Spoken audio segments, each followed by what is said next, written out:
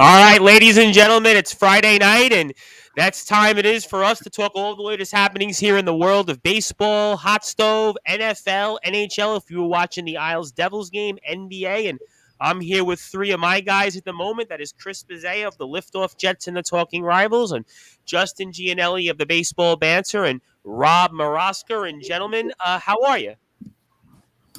Good. Doing good.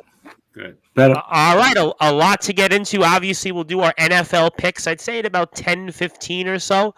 But obviously, a lot to recap in baseball. And Chris, I'm going to go with you first. And that's the big news of Aaron Judge. It looked like, according to John Heyman, it was not going to happen. But the Yankees have found a way, and there's a will, there's a way. And 9 years, $360 million. And give me your thoughts and much, much more on Aaron Judge now re-signing with the New York Yankees. Yeah, I think it was something that had to happen, right? I mean, the Yankees had to bring him back. I mean, he's the face of the team right now. To compare him to anybody, he's this generation's Derek Jeter, not, obviously not same career, but he's the face of the franchise right now. He's, the player that all the kids are, got the posters up and everything. And that's all you see at the games are 99 jerseys. So I think they had to bring him back. If they didn't bring him back, they would have got killed for it. Obviously, 9 years is a lot of years to give to a 31-year-old or soon to be 31-year-old. So from that end, yeah, it's not great, and it's not going to end well like all these other long contracts. But it's something that they had to do, and the way that they got it done was kind of reminiscent of the Bernie Williams contract when he was a free agent. He was getting ready to sign with Boston. And, George Steinbrenner called him up and said, "Hey, who do you want to play with? Who do you want to play for?" And he goes, "I want to play for the Yankees." He goes, "Well, I'll match whatever offer Boston's giving you, and you come play for us." So it kind of reminded me of that, because if Cashman was in charge of the negotiations, I don't think it would have got done, because Cashman's not a guy that likes to give out these long contracts to the older players. So he didn't okay the A-Rod extension. And he didn't okay the Cano extension either.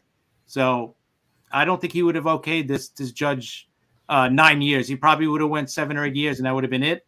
But Steinbrenner went the extra mile. He knew that how important it was to get him back. But obviously, it's great to have him back. But now they got to get more. I mean, it's the same team, right? They need a left fielder still. They probably need another starting pitcher.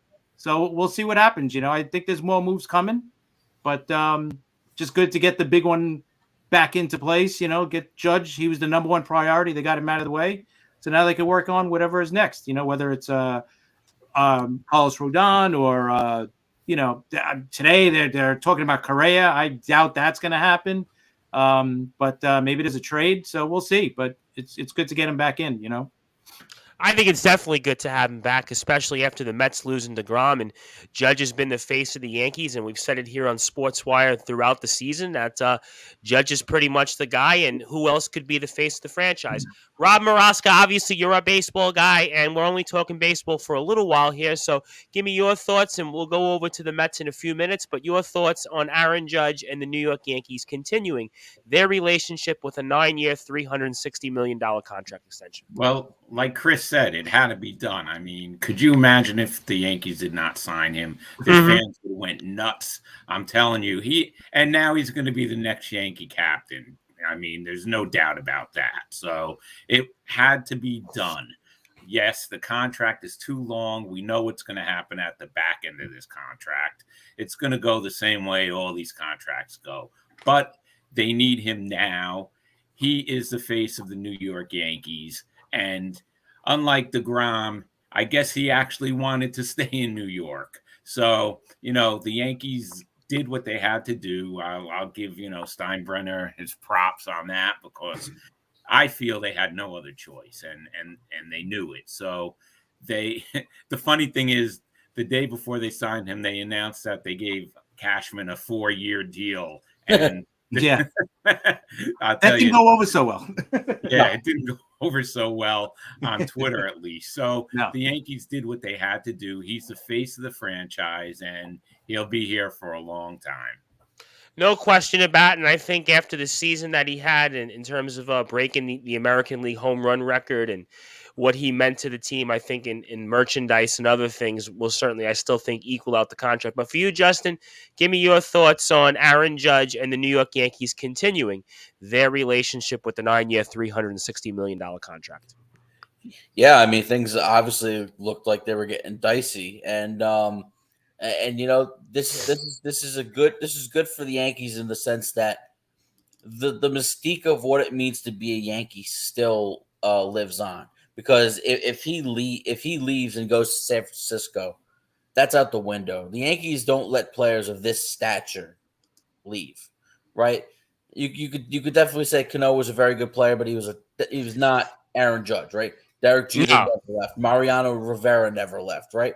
And Aaron Judge, health provided, is going to go down as one of the great Yankees of all time, and that's a very big company to join, because of the likes of Gehrig and Mantle and DiMaggio, guys that spent their entire career with the New York Yankees and are legends. And Aaron Judge has that chance now, and you even heard some of that stuff trickle out today about him choosing his New York legacy over everything. Yes, of course the dollars matter, and when push came to shove, Hal Steinbrenner said, "Okay, you want the 9th year?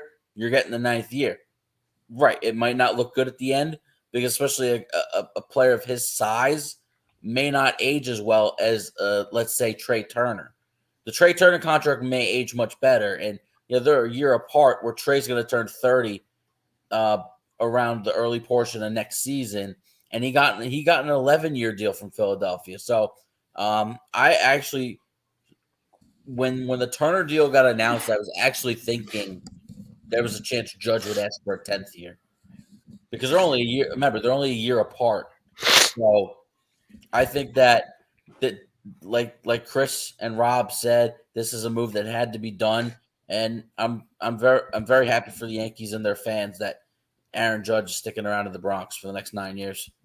Absolutely, and I know we'll hear a lot more of that further on the Baseball Banter Show, which we played a little bit this afternoon. We'll play it again on sportnarium.com/player throughout the weekend, and also want to give a few shout-outs. Ron Laird is with us, and Ron has always been one of my big supporters for a long time. Shout out to him. Craven Rage, who was with us earlier this week on Sportswire Radio, the reigning defending Universal Grand Slam Wisconsinite champion from Wrestling Championship Entertainment. And, of course, Craven is always out there somewhere in a big match doing something big. So want to give him a shout out. Also want to make an announcement. About 10:15 or so, between 10:15 and 10:20, we'll be joined by Joseph Bostrom to do our NFL picks. And the Brute Force Brad Weiss will probably join, I would say, around the same time. So, gentlemen, we covered the Yankees a bit on Judge. Now, we'll go to the Mets in a second, but, I mean, for you, Chris, what are some of the other moves that have happened since we last went on the air, and some other things we might expect? I know, obviously, some big signings where Xander Bogaerts in the Padres, and Trey Turner, as Justin just mentioned, and Verlander as well. But give me your thoughts on some of these other big signings before we get to the Mets and Verlander.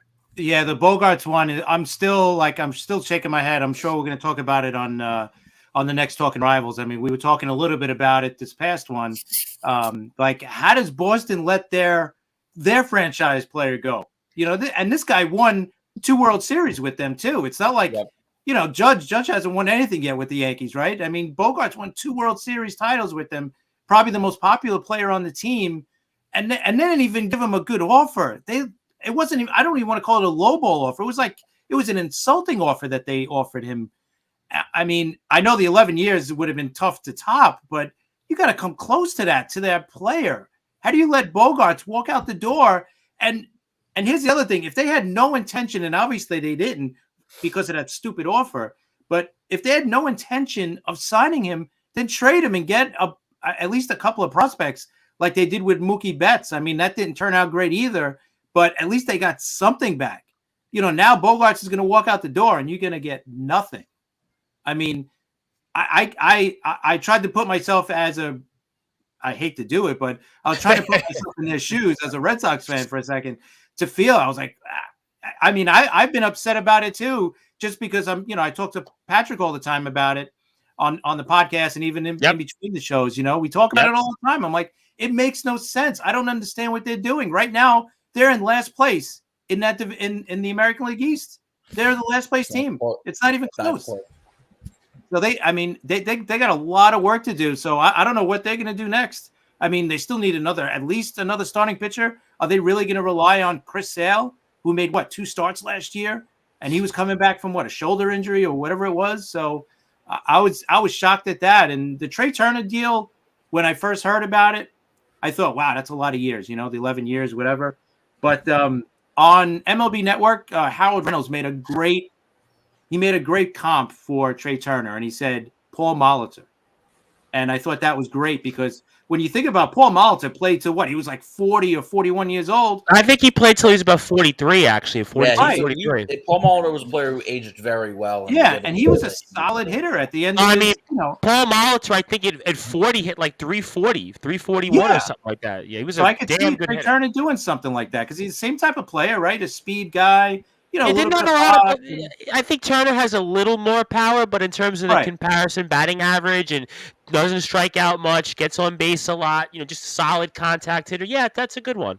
Yeah, and I think Justin said that it's probably going to age better than Judge's, and that's without a doubt. I think the Turner one is probably going to be the one that's going to age the best out of all the long-term deals that we've heard so far. So those are the two big ones that came out, that really, to me, were the biggest ones for me. And we are joined here literally just off the basketball court. That is, of course, the head coach of the Plainview JFK boys JV basketball team, the triumphant brute force Brad Weiss, who's more triumphant than our St. Joseph's Long Island Golden Eagles men's basketball team these days. But the brute force, I literally see you here in a suit and tie, and certainly good to be with you. And wanted to get your thoughts before I come back to the guys here on the Yankees and Aaron Judge continuing their relationship on a 9-year, $360 million contract. Certainly more money than, let's say, you and some of your teammates of the past, like Jonah Caldwell, Frank Basile, or Doug Niblock would have been offered. But give me your thoughts on Aaron Judge and the Yankees continuing the relationship. Yeah, so props to Aaron Judge, number one. Obviously he earned it. He could have easily taken that offer from the Yankees last year, but he was smart not to. He came back. He had a great season, and he got the money that he deserved. Props to the Yankees as well. They did what it took. They gave him the extra year, which they had to do to keep him. And we all knew that without Aaron Judge, the Yankees were going to fall, and they were going to be a really laughingstock in that division, in my opinion, without Aaron Judge. So with him there, they're still a contender. They still have a chance. But listen, I'll actually tell you guys that a few days ago, I was at practice, right, the day before he got signed, and my assistant coach comes up to me and said, Brad, Aaron Judge went to the Giants. I'm like, what? I'm like, no way. And then, I go home and the tweet gets deleted or whatever. It's funny you said that because Steve Saperstein on WhatsApp, for some people that might use WhatsApp, he texts me, oh, did you hear about Aaron Judge? Yeah.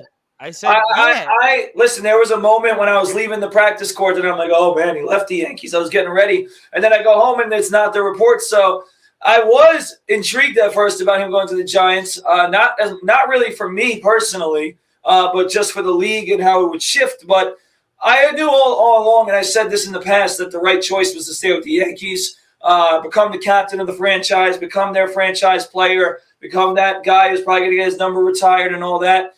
But, for the Yankee fans like Chris Pizzea, obviously you guys just have to hope he's not an Albert Pujols or he's not one of these guys who have gotten big contracts and just haven't really too much lived up to it. But I don't think Aaron Judge is that type of guy. He's still going to be able to hit home runs. He's still athletic for a 6'7" guy. He's still going to be able to move. So I like a lot about it. And I think the Yankees arguably saved their franchise for the current time because without him, they were going to be really bad.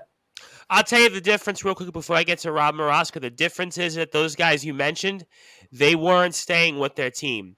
He's staying as a Yankee. So I think long term, he'll have that bump. And I think that the merchandise were a big part of this. I think is going to be the merchandise with that. But Rob Moroska, obviously, Chris had spoke about Xander Bogaerts, also spoke about Trey Turner, and we'll get to Verlander in a few minutes. Obviously, a few other minor Mets signings, David Robertson, former Yankee, and as well a few others. But give me your thoughts on some of these other signings. Yeah, I don't know what's going on in Boston. Like Chris said, I mean, that's just crazy. That's their franchise player. And and they gave him such a bad offer. It's like, I mean, Mookie Betts, and now this. I think Boston is a mess right now, and the front office is a mess. If I was a Red Sox fan, I'd really be PO'd right now, because they had to keep him like the Yankees had to keep Aaron Judge, and the Padres are telling me that they're going for it. I mean, look at all the moves the Padres have made in the past couple of years. The Padres are going for it, and I think the Padres are going to give the Dodgers a run for their money.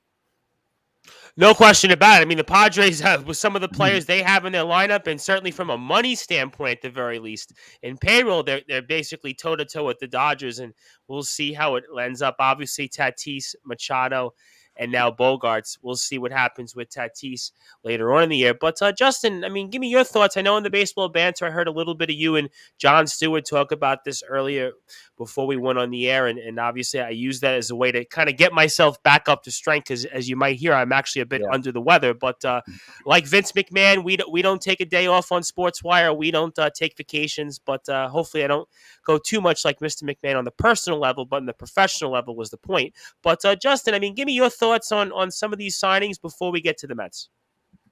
Yeah, I'll touch on the Bogarts one, because the Bogarts one broke after we recorded. That literally, because that was like really early. Yeah, Thursday I heard you talk Turner, though. That I heard you talk. Yeah, we talked about Turner and the fit in Philly, and obviously, it's a great fit there. A team missing a shortstop. Somebody who can kind of cover up for missing Bryce Harper the first half of the year too. Remember, Harper's going to be out till the All-Star break. Your guy, Brad. And probably will end up DHing when he comes back. You probably won't see him in the field until 2024. And, that was a great fit. Apparently his wife is from New Jersey, so he really wanted to be back on the East Coast. And, and Turner goes to Philly. But, I'm just as confused as Chris and Rob about what's going on with the Boston Red Sox, because, this is twice now in just short of 3 years where you have a franchise player, an all-world player too, that you can't afford to pay. And obviously, at least with Mookie Betts, they were able to get assets back, and they traded him instead of letting him hit free agency. But you can't. If you're a Red Sox fan, you can't feel good about Rafael Devers next year staying. I mean, part of you would think, okay, maybe he's the guy that they're going to pay, but it doesn't seem like you could trust them to pay their stars. They're in such a weird transition right now. I don't even see a path to where Boston's any good next year. So, good for Bogarts. I mean, you see what the Padres are doing. They're handing out these longer contracts to keep the AAV a little bit lower. Bogarts is going to be making under $30 million a year when you average it out. Some of these deals, like Trey Turner, is going to make just under $30 million. So these teams like the Phillies and the Padres are keeping the AAV a little bit low, but going for like a longer term. So the NL West is going to be crazy. And you know what? And the Giants, they're having themselves a bad offseason. They were really all in on Aaron Judge, and they swung and missed. They thought they had him. We all thought what was going on Tuesday night. We all thought that was happening, but it was not to be. Judge signs Wednesday morning with the Yankees. We did hear Tuesday night that they signed Mitch Haniger. So it's a nice piece, but not really a piece that's going to make an impact. And they were still in the outfield market, and it was reported today that there was an offer on the table from the Giants for Brandon Nimmo before Steve Cohen got involved, and Steve Cohen and Billy Epler hammered that deal out. So basically, except for Mitch Haniger, every outfield target they're swinging and missing. So they're fortunate in one aspect that Jock Peterson took the qualifying offer, and he's back on a 1-year deal. And you have Mitch Haniger in the fold, but this is not shaping up to be the offseason of spending. Yeah, I don't think Giant fans were excited about the notion that they were, instead of getting Judge, we're going to get Mitch Haniger and Jock Peterson. It certainly doesn't excite the base.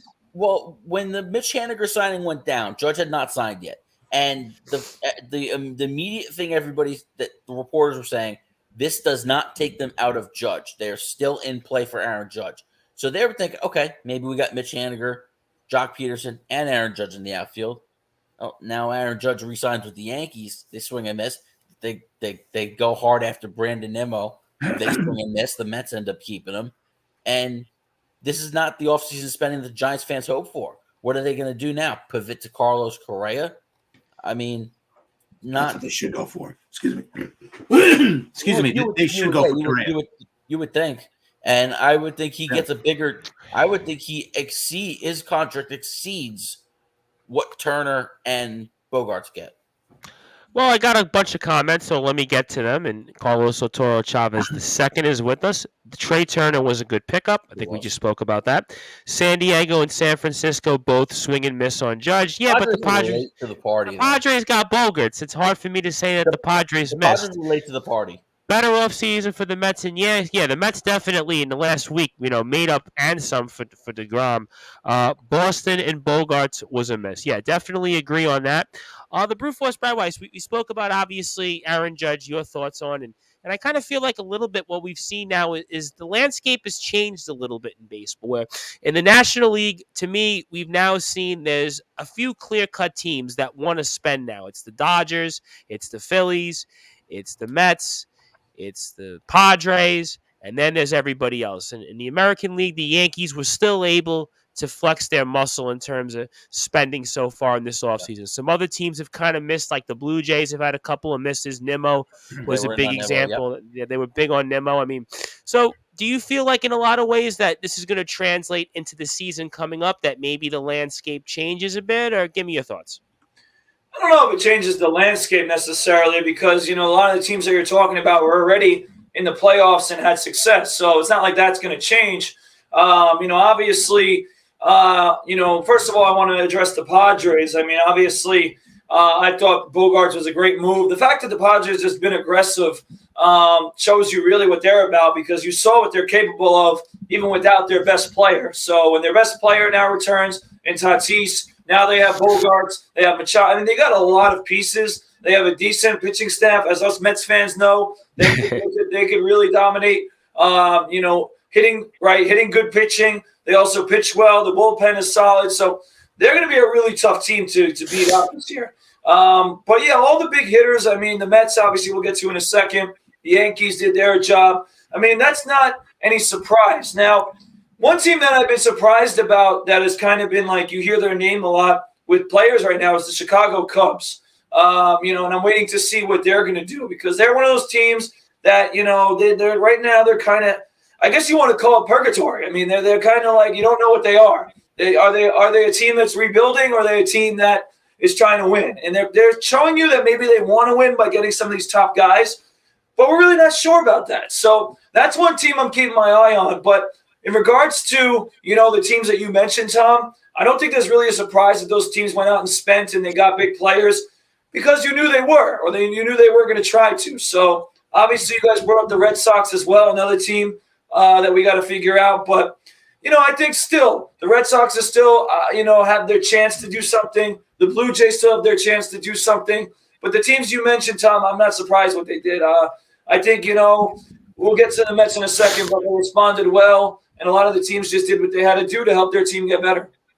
I think the Mets definitely responded, and I also want to bring up two other signings. One of them that Carlos Otoro Chavez brought up, which was a good signing, Wilson Contreras to the Cardinals. Cardinals too, yeah. Yadier Molina, good deal. And I also want to bring up another one that kind of went under the radar, Josh Bell and the Indians. I thought that was a good signing as well. Josh Bell and the Indians. The Indians desperately needed offense with that lineup. It gives them the Guardians sound right. It's the Guardians. The Guardians.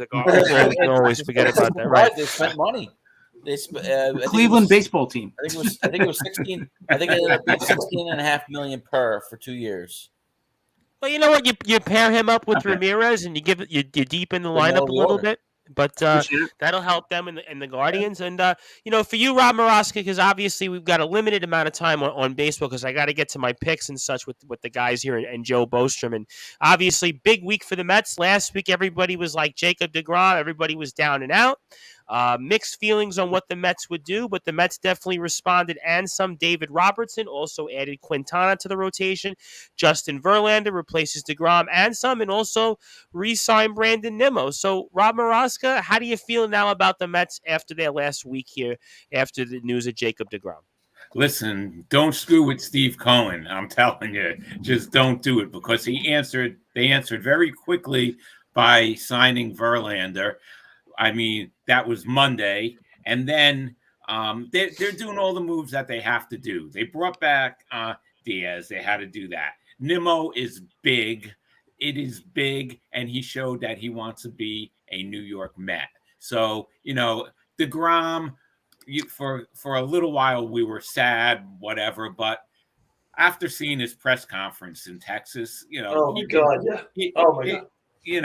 I mean, come on, just tell the truth. I mean, the Daily News today knocked him. If anybody saw the front page of the New York Daily News, but the New York Daily News ripped him on the front page of the Sports into a new one, to say the least. Yeah, he just proved he did not want to be a New York Met, and he didn't want to hear any more offers from the New York Mets. So let him go to Texas. Good luck. You'll end up in the bullpen. Don't let the bullpen door hit you on the way out. That's it. Wow, strong words there. He's going to the bullpen there, Rob Maraska. Eventually, he's a two-time Cy Young Award winner. That's a big word but there. he is a two-time Cy Young Award winner. He was, but we know how he's a 5-6 inning pitcher, and for this contract, in the end, he may be in the bullpen. We don't know, but he said he liked what he saw in Texas because, they want a winner there. I mean, where did you just come from? That's all BS. And he only had about 4 lines about the Mets and the Met fans. I haven't seen an ad in the paper like Edgardo Alfonso put out. Yeah, but you know what? It was 20 years ago. I mean, what is he going to say? I mean, he's going to Texas. If you're in his shoes, I know from the Mets standpoint, but he's going to say those things. Good. But I'm over him now. I'm happy with what the Mets have done. Quintana, he was good in the stretch for the Cardinals. So that's a nice little piece. Roberts, we saw what he did for the Phillies at the end of the year. Also, he's an ex-Yankee, so I'm happy. They had an excellent week, the Mets. And the Mets essentially traded. Basically, it was Robertson for Taijuan Walker. Taijuan Walker goes to the Phillies. Right. So. Yeah, it's a wash there. Just a shorter contract. So I'm happy with what the Mets have done. I'm looking forward to next year and spring training. And you know what? deGrom who. And what do you think this means for Chris Bassett then? I don't know if he's coming back. He's another guy. He had a good year for the Mets last season, but I don't know if he's a New York guy either. And that's another thing about deGrom real quick. He showed us that he's not a New York guy. He probably feels more comfortable in Texas. He's from Florida. So I don't know what's going to happen with Bassett, but the Mets are making the moves they have to make, and I'm happy. I'm happy with the moves now. All right, let me, before I get to Chris, get to Carlos, who's got a few more comments. Rangers need help with the deGrom pickup. Glad to see Nimmo staying and deserves that contract.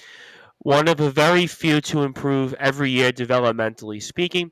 Mets need a few more bats. All right, fair points there, Carlos. And for you, Chris, and the Mets certainly had a big week as well, and they add some pieces and certainly made Met fans, I guess, a little bit less sad over deGrom leaving. And your impressions from afar, and I'm sure we'll hear it on Monday with you and Patrick on the Talking Rivals, but give me your thoughts on the Mets week that was.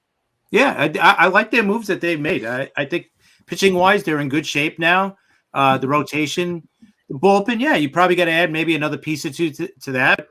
You know what? You got all the major pieces back to what you needed. You needed Diaz back.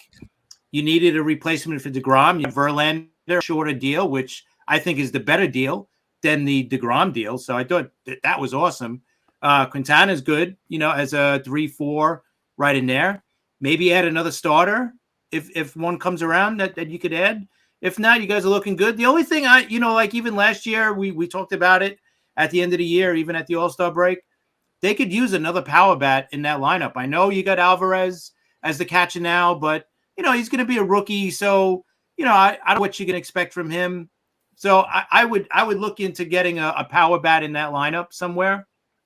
Other than that, I mean, where else are you gonna, what else can you do with the Mets right now? I think they're probably they're right up there with the Braves, the Phillies. Though, without Harper, like you said, for at least half the year is going to hurt them, but they'll be there by the end of the year. So, but I like the Mets in that division, man, because the Braves. What have the Braves done this offseason? They've lost. Well, they haven't bring back Swanson yet. They're probably not going to. So I don't think they are. Yeah, I don't think they're bringing Swanson back. They signed their guys earlier, so for them to let Swanson go to free agent, they're probably not going to bring him back. So I'm curious what the Braves are going to do now. Are they just going to sit and say, "All right, we're good. This is our team." They might, especially at the shortstop position, because you heard reports that Ron Washington's already working with Vaughn Grissom at shortstop. Making sure he works out shortstop, because I think they're preparing for life without Dansby Swanson. Yeah, I think they signed him already. If they want, right? They signed all their guys.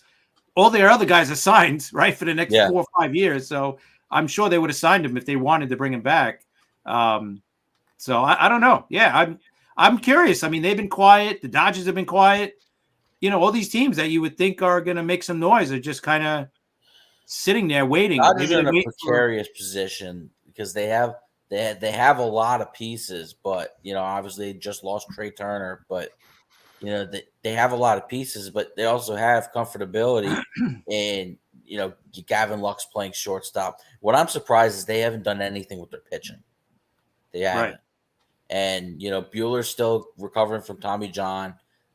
You bring Clayton Kershaw back on a 1-year deal. You obviously have Julio Urias, but you lose Tyler Anderson to the Angels. You lose who's that other Dodger pitcher that Andrew Haney just signed with the Rangers, right? So now you're losing pieces in your rotation, and they apparently were in the bidding with the Mets on Verlander, and obviously he went to New York instead of LA, but I'm not sure what the Dodgers are doing with the rotation. But you know what? I'm not concerned. I'm not concerned about it because I've said this numerous times. I feel like the Dodgers are the new Cardinals, remember when the Cardinals had Dave Duncan as their pitching coach for years? Yep, I heard you speak about that on the show with Mark Pryor. I feel like Mark Pryor is the best pitching coach in the game, and I feel like what he does with his pitchers, to have Tony Gonsolin have a career year, to have a journeyman Tyler Anderson who has nothing but 4s, starting his ERA number, to have a career year.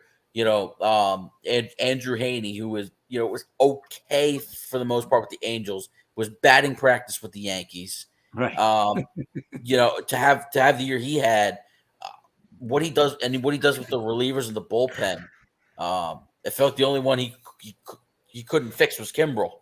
Right. But I'm not worried about that, but it is a weird position because I think that I know the Mets are going to try to go all in on Ohtani, but I think the Dodgers are too. Yeah, do you think the Dodgers are resetting their tax thing? Yeah, I think they might. They might do that this year. Let me get to a couple of comments before I get to the Brew Force Brad Weiss, and also want to announce in about 5 minutes or so we'll have Joey Bostrom join us here. Joey's in the waiting room, and we'll do our NFL picks, and then we'll transition. But let me get to a few more comments before I do that. Carlos Otoro Chavez, DeGrom has to be careful. He has Tanaka-like injuries, so they need to build that pitching staff. I'm done with Conforto. They need to find a player or two, meaning the Mets. Ron Laird says, think the Mets are overall looking pretty good. Rondon wants a lengthy contract. I'm here 7 years. Yeah. And for what I'm hearing, they said the number is going to start in the 2s. So we're looking at 200 30 plus million a million. year. It's crazy. Anthony Finkel, who I know is waiting for the NFL picks, also wants to chime in. Says, "Looking good, brute force, classing up tonight's He broadcast." always looks good. I don't think that's by choice, though. Anthony Finkel, he literally came off the basketball court. I want to say, what was the varsity game ended at about 9 o'clock? Did the varsity game end about? Yeah, just 10 about. to 9? Yeah. All right. That makes sense. So, the brute force then it brings me to you actually. So we kind of had the appetizers when it came to all these other moves and signings. We heard about all the other teams, but Mets certainly had an interesting week. And what was your thoughts on it? I'm sure you got to be pretty happy, especially that the Mets basically replaced Verlander with DeGrom and DeGrom for Verlander, and Nimmo comes back, and David Robertson I think is a nice move, and Jose Quintana pitched really well down the stretch for the Cardinals. So. You got to be a happy man. Know what this Mets last week here? Yeah, I'm happy, but I'm not going to go all out and say I'm satisfied yet. So you're not going to do what Jake Brown did of WFAN and the posted, No. "Oh, Steve Cohen's my Uncle Stevie. I got this, I got that." Listen, I'm going to give Uncle Steve a praise, but the job's not done yet, and I'll tell you why. There's a few things that need to be addressed that haven't been addressed yet. But to give the Mets credit, I really thought one thing that not a lot of people are talking about enough, I thought about the Quintana signing was very good. I like that signing. I thought they did a fantastic job of not overpaying for Rodon and giving a guy because Quintana's numbers were very good last year. They were solid.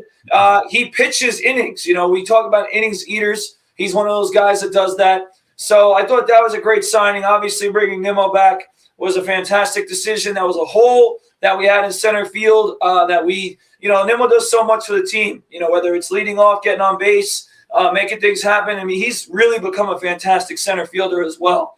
So that there, Verlander, listen, the one thing that I'm a little worried about Tom Bryce is age on this pitching staff. And listen, the Mets, and this has been something, I don't want to jinx it, okay, but the Mets and older You're Mr. Confidence, though. You were Mr. Confidence. Listen, I'm going to make a statement right now. I'm going to revert back from Mr. Confidence right now because, listen, I still need to see more, okay? Now, with Verlander, Scherzer, Carrasco, you got a lot of older arms. And I'm not saying that's a bad thing because they have experience, okay? First of all, I know who's very excited about this. Let's talk about John Gonzalez, who will be here shortly. Because we got the old Detroit Tigers rotation. I mean, between... I'm glad you're the second person that points it out because I pointed that out last week. No one's happier than John Gonzalez about Detroit pitchers coming back and pitching for the Mets. But listen, I'm satisfied with the pitching staff right now. I do think that they still really need to consider that guy Senga.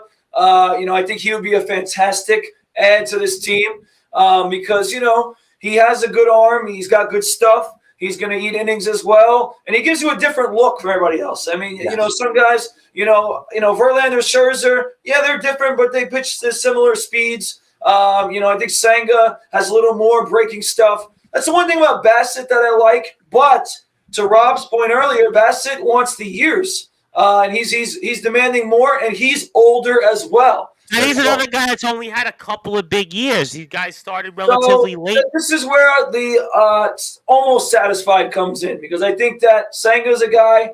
I think we talked earlier in the offseason because, first of all, the one position that I am not satisfied in is designated hitter, okay? Because, listen, we could bring whatever sexy back, Vogelback back, okay? It's into the roads, the few or whatever. But he's not exactly the guy that you want to rely on as your everyday DH, okay? If Darren Ruff is on the roster, I will throw a hissy fit. He better not be on the roster. James McCann better be off the roster soon, okay? James McCann. These are things that need to be addressed. But one name that we discussed earlier in the offseason, Tom Bryce, that the Mets, I think, really need to hone in on is Brian Anderson. Okay? Yep. Brian Anderson of the Marlins. Get a depth guy for the bench. Get somebody who could DH, play multiple positions. Okay? I think that's something that the Mets need to do. They cannot be satisfied with having Vogelback and Ruff and all these average players as DH. I agree with you on Ruff. Ruff cannot be here. He cannot be Absolutely on this team. Not. But they need to make a move there because Chris talks about the power bat as well. Yeah, I think we still need one. But at least give me someone that we could have on the bench that we have confidence in that could come in and fill in. Right now, besides Guillorme, I don't think the Mets really have one. So let me throw you a name. Let me throw you a name that was talked about earlier in the season, and we spoke about it. Maybe as a designated hitter type, JD Martinez. Does that excite you at all? Yeah, because listen, the key word is versatility, though. You want versatility. You want someone that can hit, field, do different things for you. He can hit, though. He can hit. Yeah, but no. That's the only thing he can do is play DH. I mean, with a guy like Anderson, he can hit, he can field, he can play the infield, he can play the outfield. Well, I'll tell you why we should get him. He played for the Marlins, so automatically that means he can take from killing us. That's why you get him. Sure. So, listen, a guy like that is someone I look to. And then the last guy that Mets fans and Steve Cohen cannot forget about. Okay, I know David Robertson is a nice signing, but you better get Adam Ottavino back. I knew it. You were going there right now. Like that has to be. I think that should be priority number one right now. I think he's out of the question now with David Robertson. I don't know. I mean, listen, he was when I look at the construct of the roster, you got to remember they traded for Brooks Raley, right? I like him too. I like him. So you now have a 7, 8, 9 of Raley, Robertson, and Diaz. I think at this point, and based on what Adam Ottavino is going to command on the market, I think that probably takes Ottavino out of play. Now, maybe not. If he takes less, comes back to the Mets, that's a different story. Now, as for Kodai Senga, I think this is a move that they have to get done. They keep saying how thrilled they are with him, and I will tell you one thing right now: the Mets better offer him a 6-year deal. And why do I say that? It's because once he comes to the States, he will be treated like an MLB rookie, meaning he will be in the Mets will have his service rights for 6 years. If you give him less than a 6-year deal, you could head into an arbitration year and be paying more than you would if you sign him to that full 6 years right now. So you get him in. He's the last big piece. As for the power bat, I don't know where it's really going to come from. I mean, it's going to really have to come from hoping that one of the prospects becomes one of the power bats, whether it's Francisco Alvarez, whether it's Brett Beatty. That's going to have to be their hope, and then try to strike a midseason trade when a power bat becomes available on a bad team. And the one contract I'm comfortable saying I believe they'll move is the James McCann contract, because they want to give Francisco Alvarez every chance to start. You got to remember that the Mets have Michael Perez still in their 40-man roster. Michael Perez can be the backup catcher to Tomas Nido if for whatever reason Francisco Alvarez has a horrendous spring and he's not ready. And you want to put him in play. Justin Tomas Nido was fantastic. I mean, he's a very good backup. Tomas Nido is one of the best in the business at commanding the pitching staff. Yes, his offense is not great, right? But he's great defensively. He commands the pitching staff. He calls a good game. So I can live with starting the season with Tomas Nido as my catcher if for whatever reason Francisco Alvarez has a horrendous spring and is just not ready for the big leagues. And then you have Michael Perez still, and Michael Perez could be the backup catcher. You have to be able to move. Now, Tom, I just want to address one last thing before we pivot from this, because I got to take Rob Moroska's take and go run with it on Jacob deGrom. All right, listen to me. That press conference was a tragic embarrassment to himself and his family. Okay, that was absolutely. That's from you. You were a basketball player at a high level and a coach. For you to say something like that, I'm going to say that was embarrassing. Okay, listen to me. When you go out there and you spew words like, "Oh, these guys persuaded me that this is going to be a World Series contender," and we're gonna.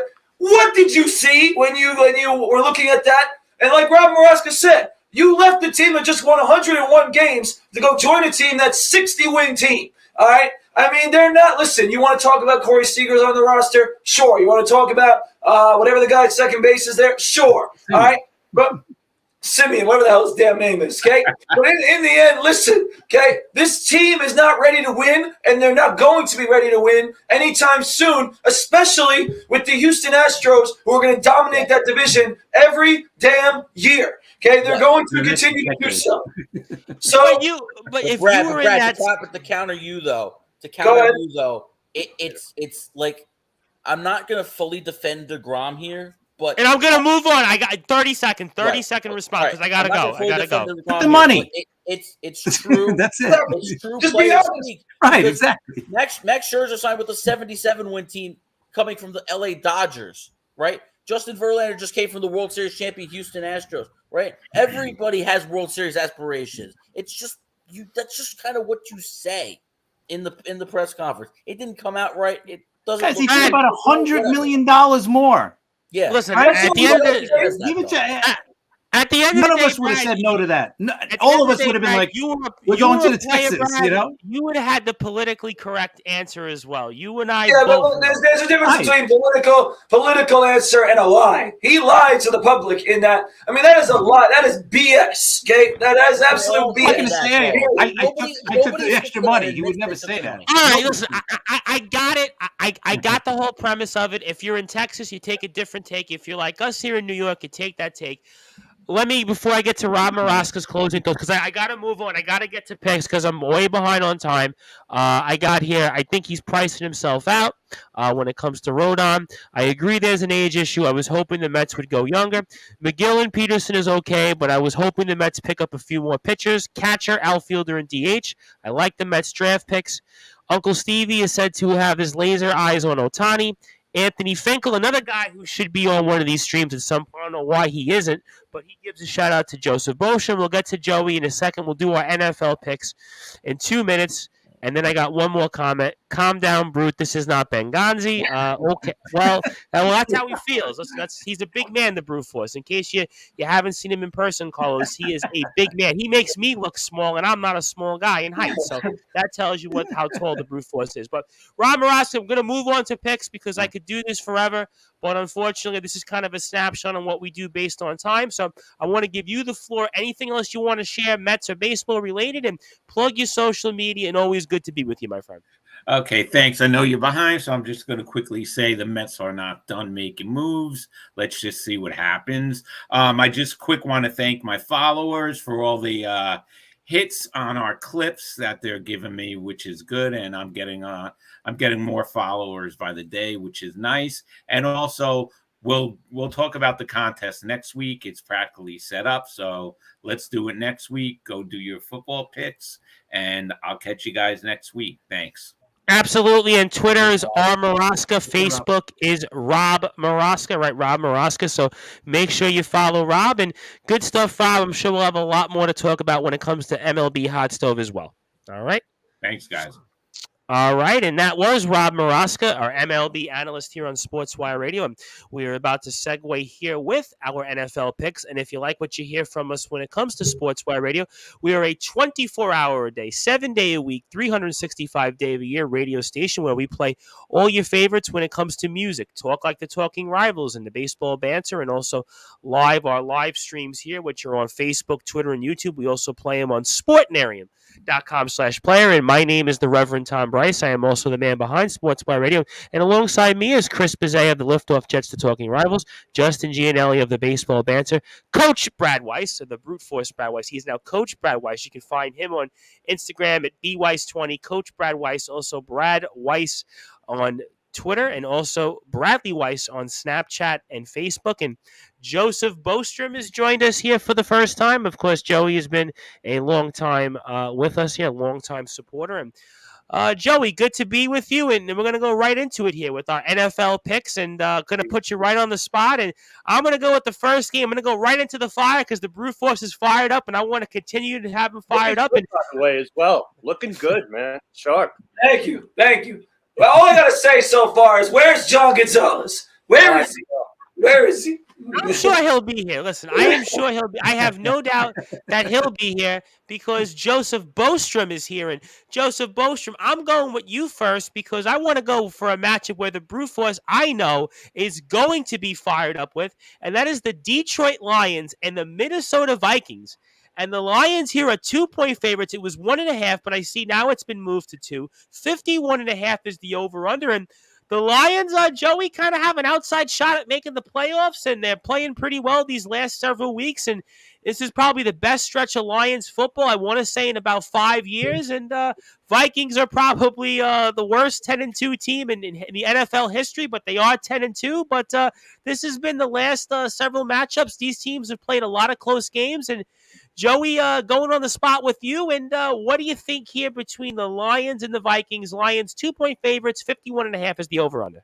First of all, it makes me very happy every time they mention the playoff picture in the NFC. Those teams that are in the hunt, see Detroit there, makes me so happy. Hasn't been too often. There.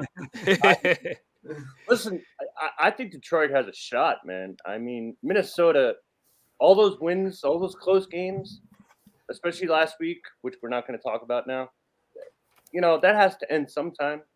I mean, I was thinking about this, and I knew this was going to be one of the first games that you went with. You know what? Well, you know me well, Joey. You know me well. That's why. I'm going with Detroit. They have a good vibe right now.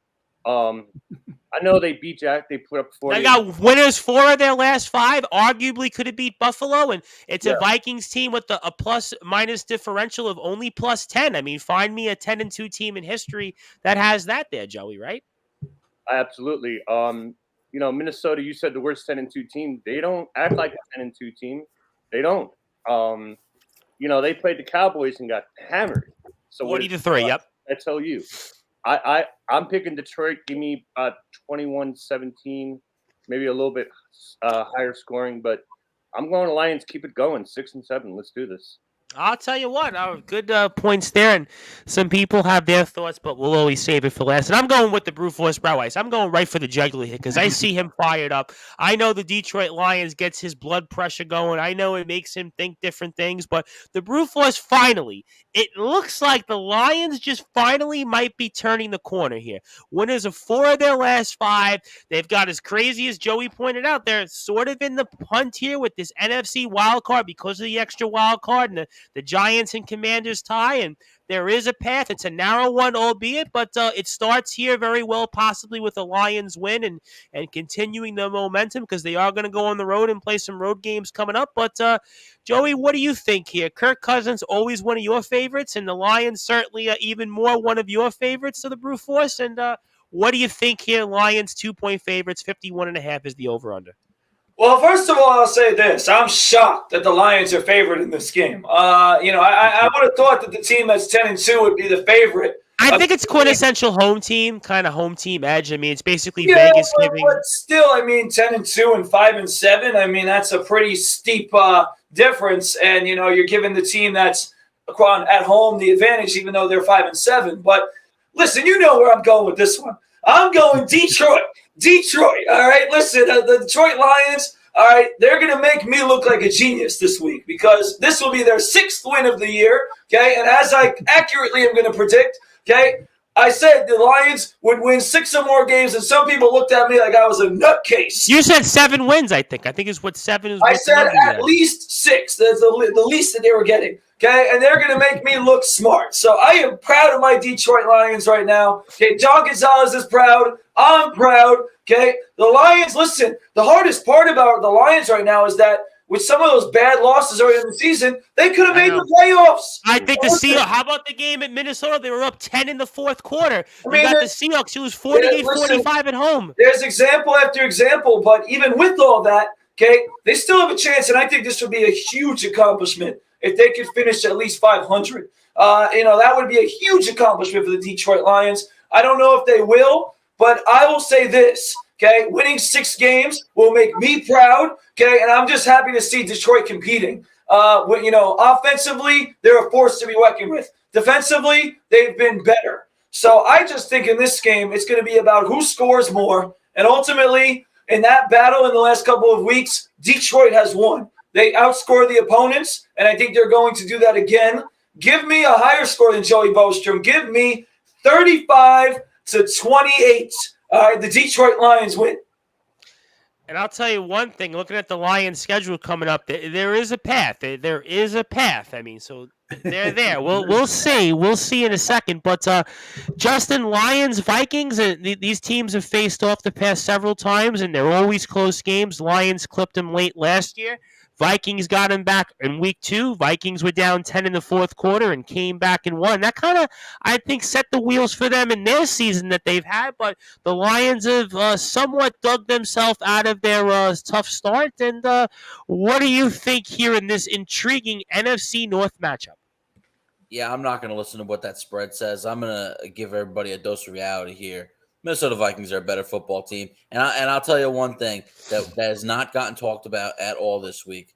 The return of Cameron Dantzler at cornerback for the Minnesota Vikings will be huge, covering Amon-Ra St. Brown, slowing down the Lions offense. And that Lions defense is still atrocious.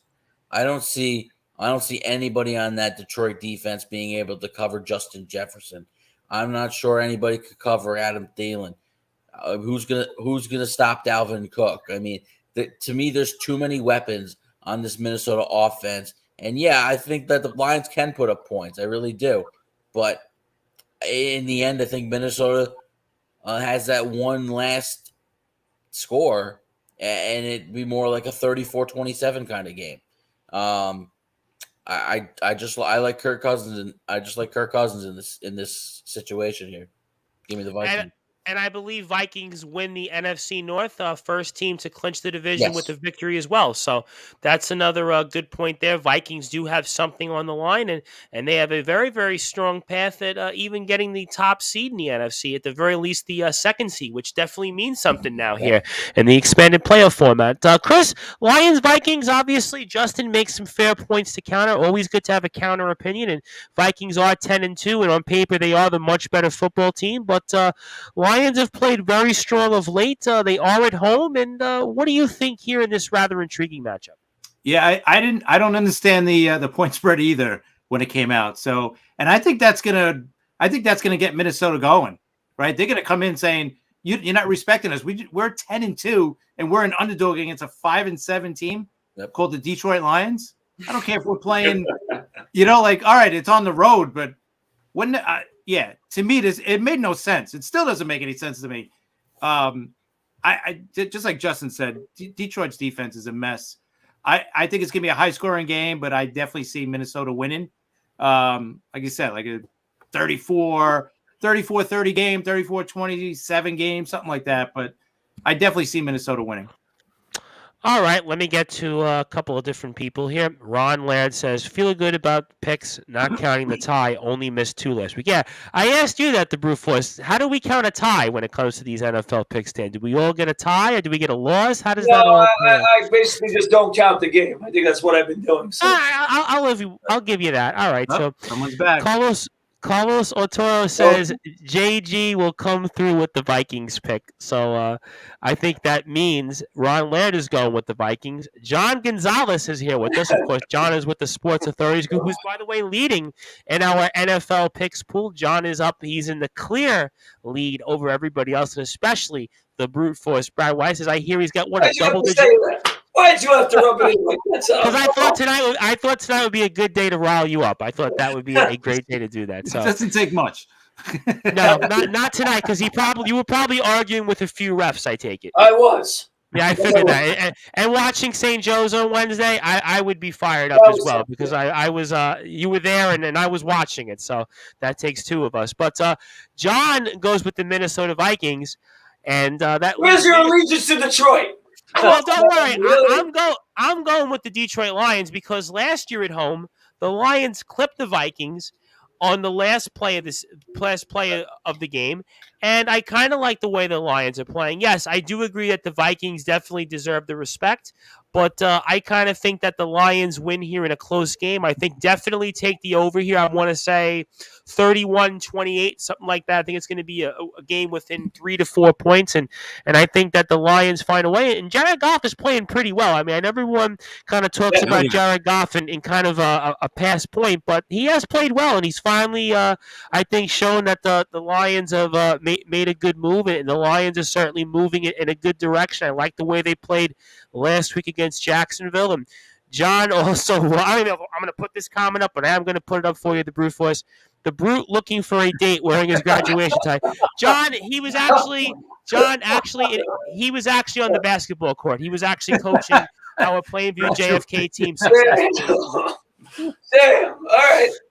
I see how it is, John. This game will come to whether Dalvin Cook can get 100 yards. That's a good point. Excellent point there, Carlos. All right, so we've got an idea here. It's basically a mixed number of opinions, Lions, Vikings, similar to where the game is. And Joey, I'm going to go to the next game with you, and that's the Cleveland Browns and the Cincinnati Bengals. And the Cleveland Browns, I guess, kind of similarly to the Detroit Lions, have played a little bit better. They have a couple of extra wins under their belt. They also have a victory over the Cincinnati Bengals this year on Monday Night Football, and they have a new quarterback, and that's Deshaun Watson, and didn't really play great last week, but because they played the Texans, they were able to get a victory. And the Bengals certainly look like they have the clear momentum right now in the AFC North and beyond. They're playing like the team that went to the Super Bowl. They are 5.5-point favorites here. 46.5 is the over-under. And Joey, do the Browns sweep the Bengals here and continue their momentum, or do the Bengals continue their momentum, which is a clear path at winning the AFC North because they get Baltimore one more time, and that game's going to probably decide that division. So let's say you. Yeah, Cleveland played a horrible team last week. That's why they won. And Watson looked like you know what because, well, he is you know what. But that's besides the point. Cincinnati has done a huge win against Kansas City. I beat them 3 times this year. They have such momentum. They finally look like the team that went to the Super Bowl last year. Burrow was playing great. Where's that game, by the way? I'm sorry, I forgot. It's in Cincinnati. Okay. So Cleveland, they win one game, and everyone in Cleveland loses. Oh, Deshaun Watson. No. Cleveland is going to continue to struggle, and to me, Cincinnati, they seem to want this division more. I mean, Baltimore barely beat Denver last week.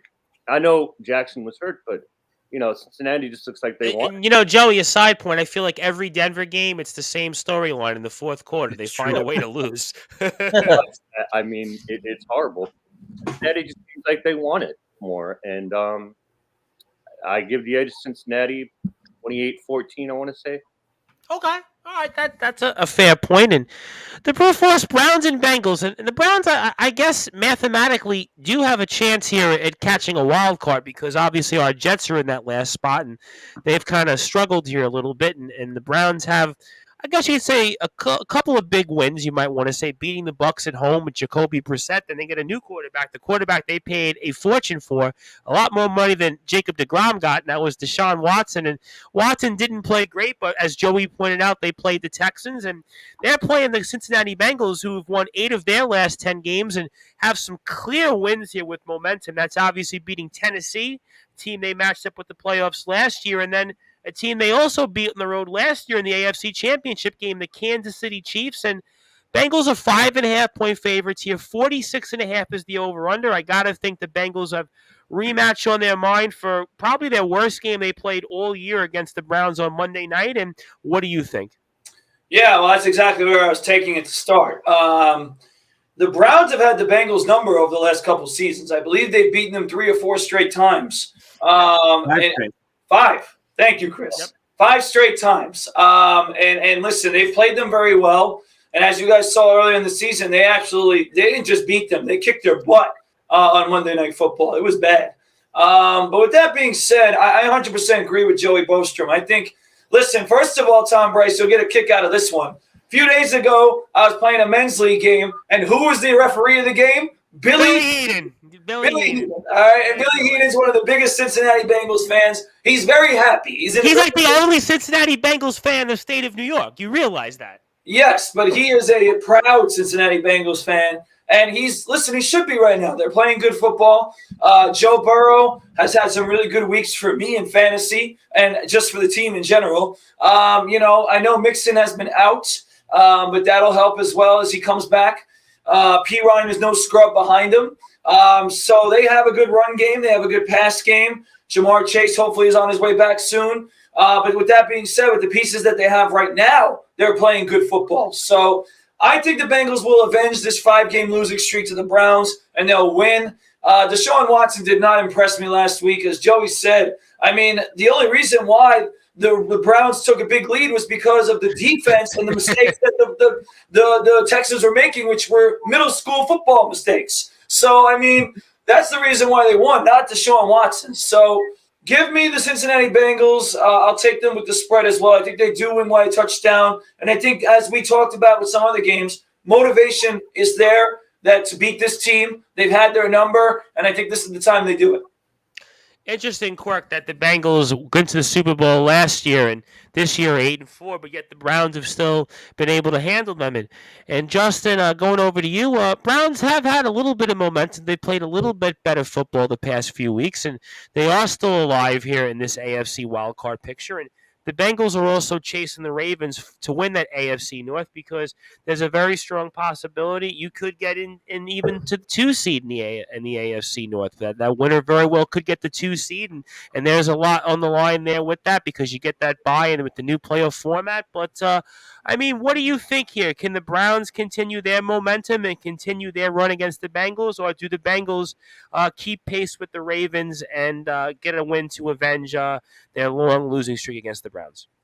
You know, this might be one of the uglier games of the week, and I really think Cincinnati is out for blood this week. I think the Bengals are in position to just steamroll the Browns because you see them get Jamar Chase back, and you're right about the number 2 seed. You know, the one problem the Kansas City Chiefs have is that they lost to both the Buffalo Bills and the Cincinnati Bengals, and that was an excellent win by the Bengals last week. The Bengals are playing some of their best football right now, and why not? And why not? They're still one of the favorites. Maybe not quite on Buffalo's level, but still one of the favorites to get back to the Super Bowl.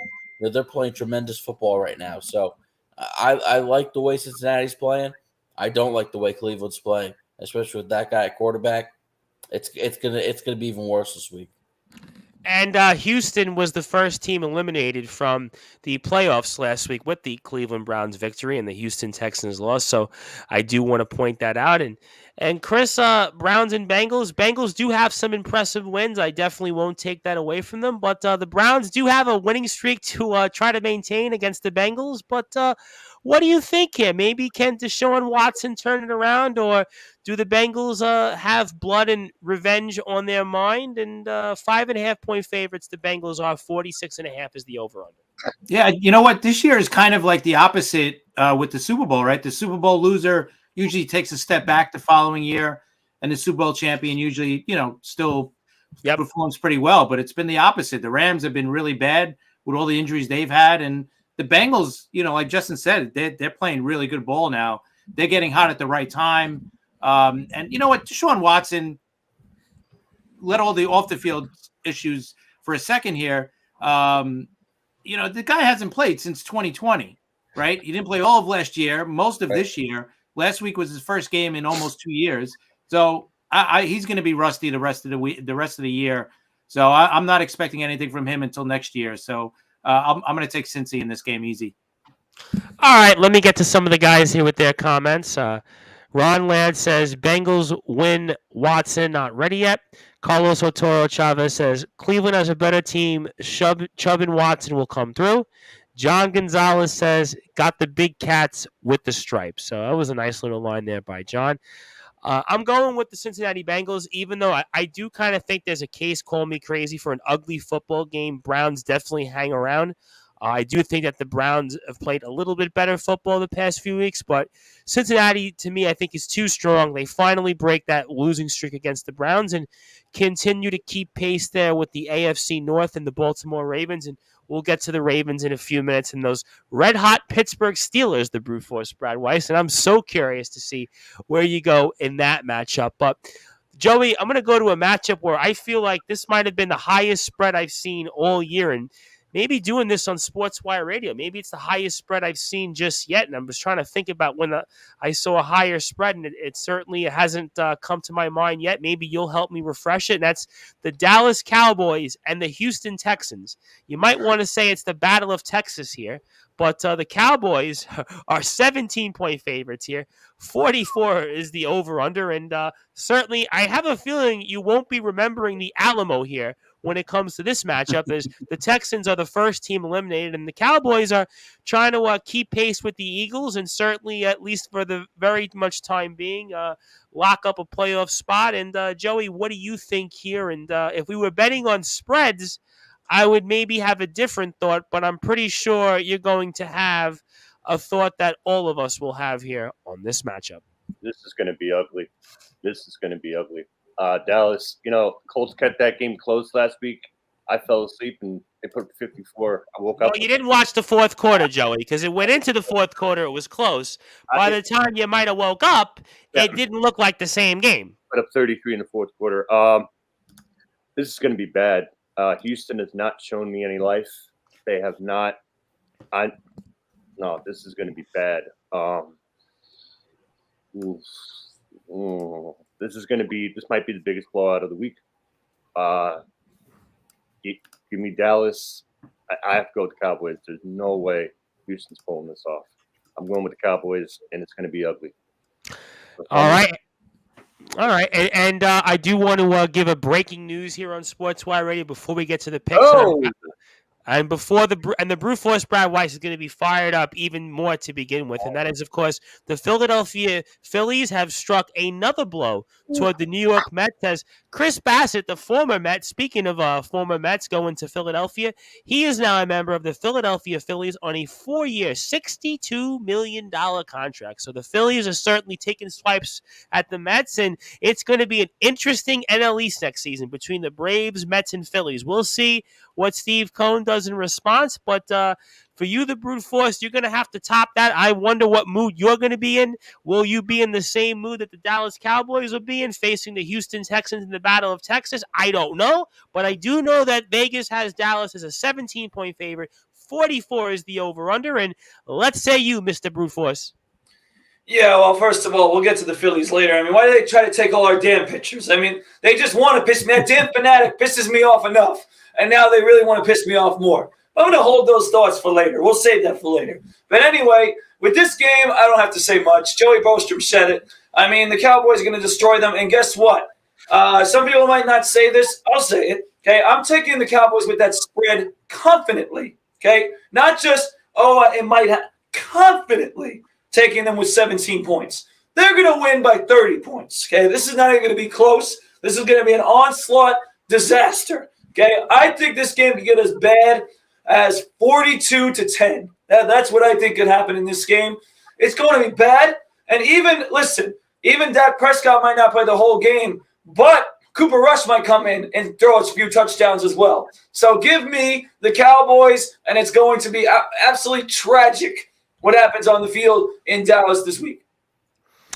All right, the brute force. I mean, you certainly pulled no punches as I expected. And Justin, Houston Texans, first team in the NFL eliminated from postseason contention, even in the expanded format, the extra game. And Dallas Cowboys are certainly playing for a lot. They're playing possibly to catch the Philadelphia Eagles and at the very least keep pace. And what do you think here? 17-point spread. I think it's the highest I think I've seen all season, unless I'm missing something. It is the highest of the season.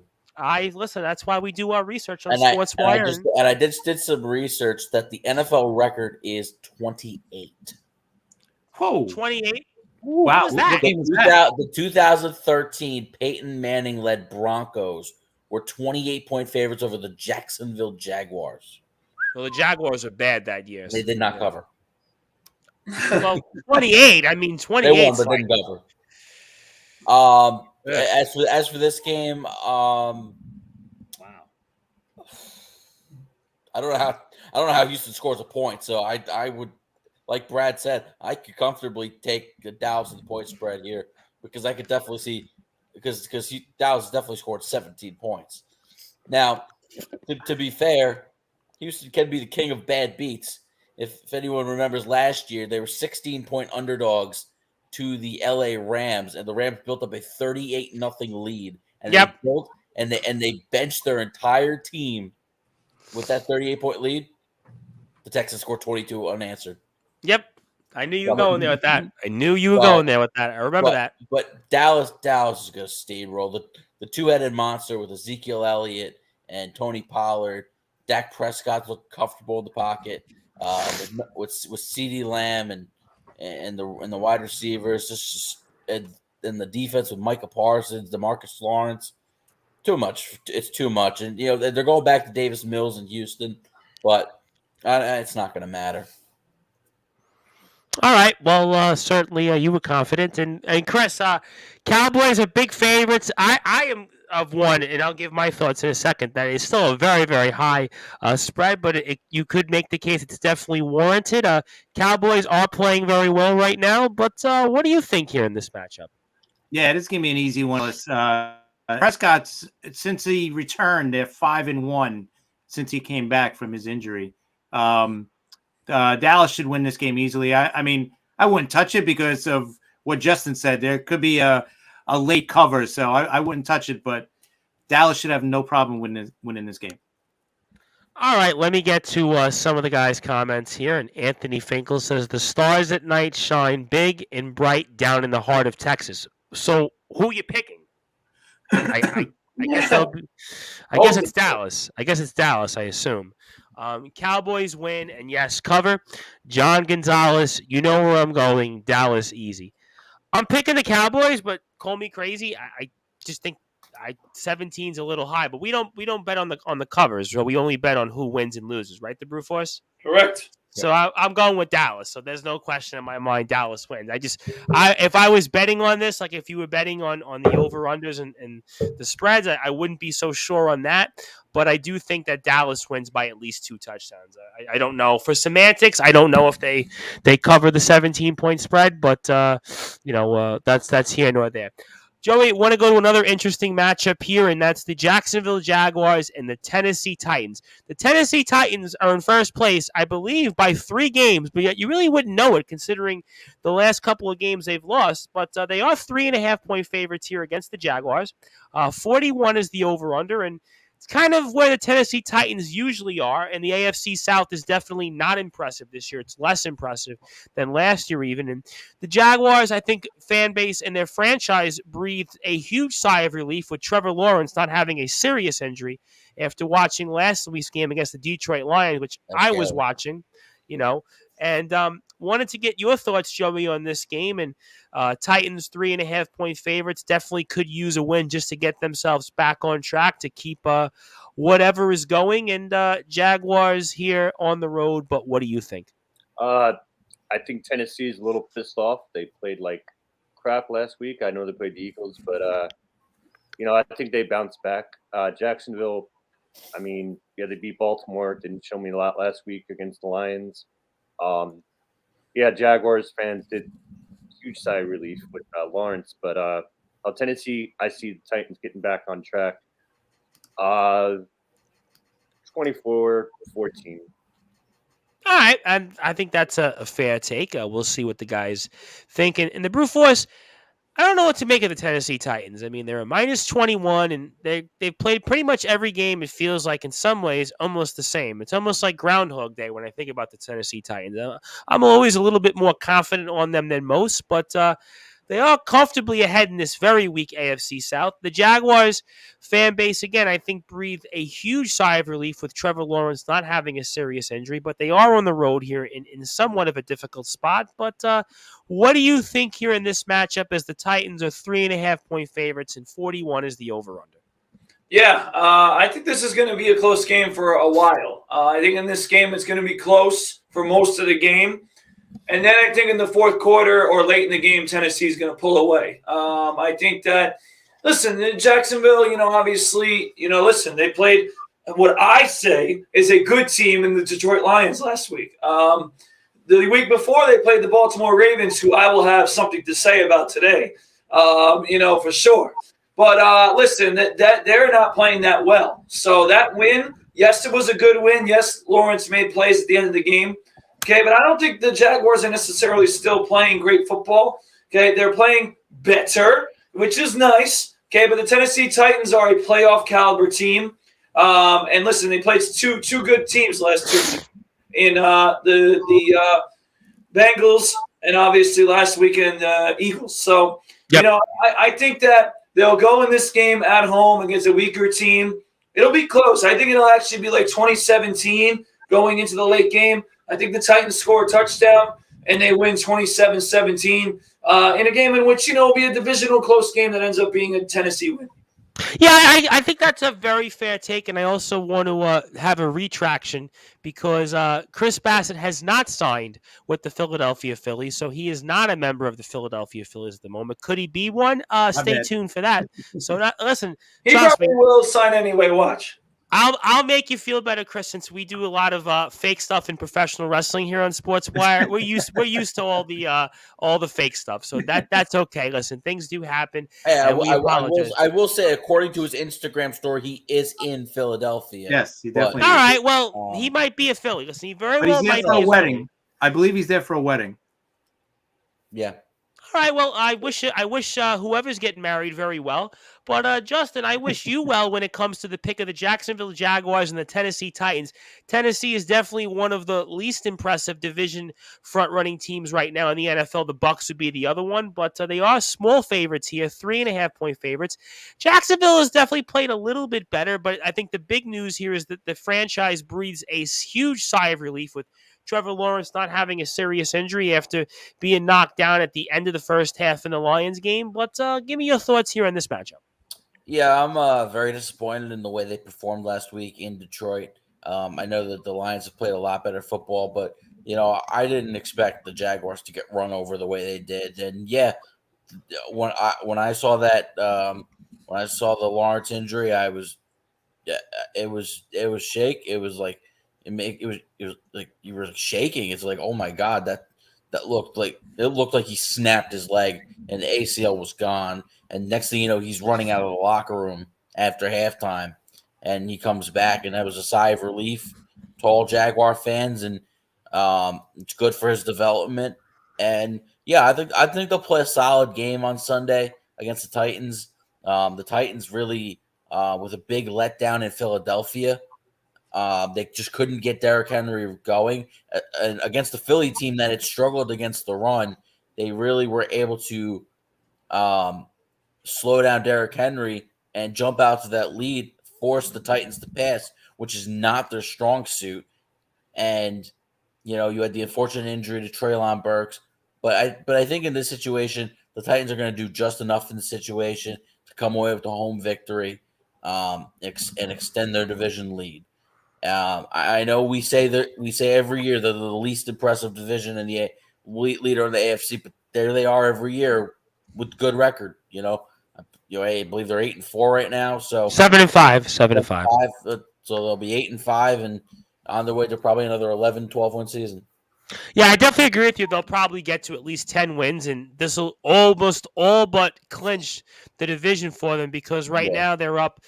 I believe it's 4-8-1 are the Colts. So if you do the math, it's a 3.5 game lead. So you'll pretty much keep the lead, and that'll just all but clinch the division there. But Chris, Jaguars Titans AFC South matchup.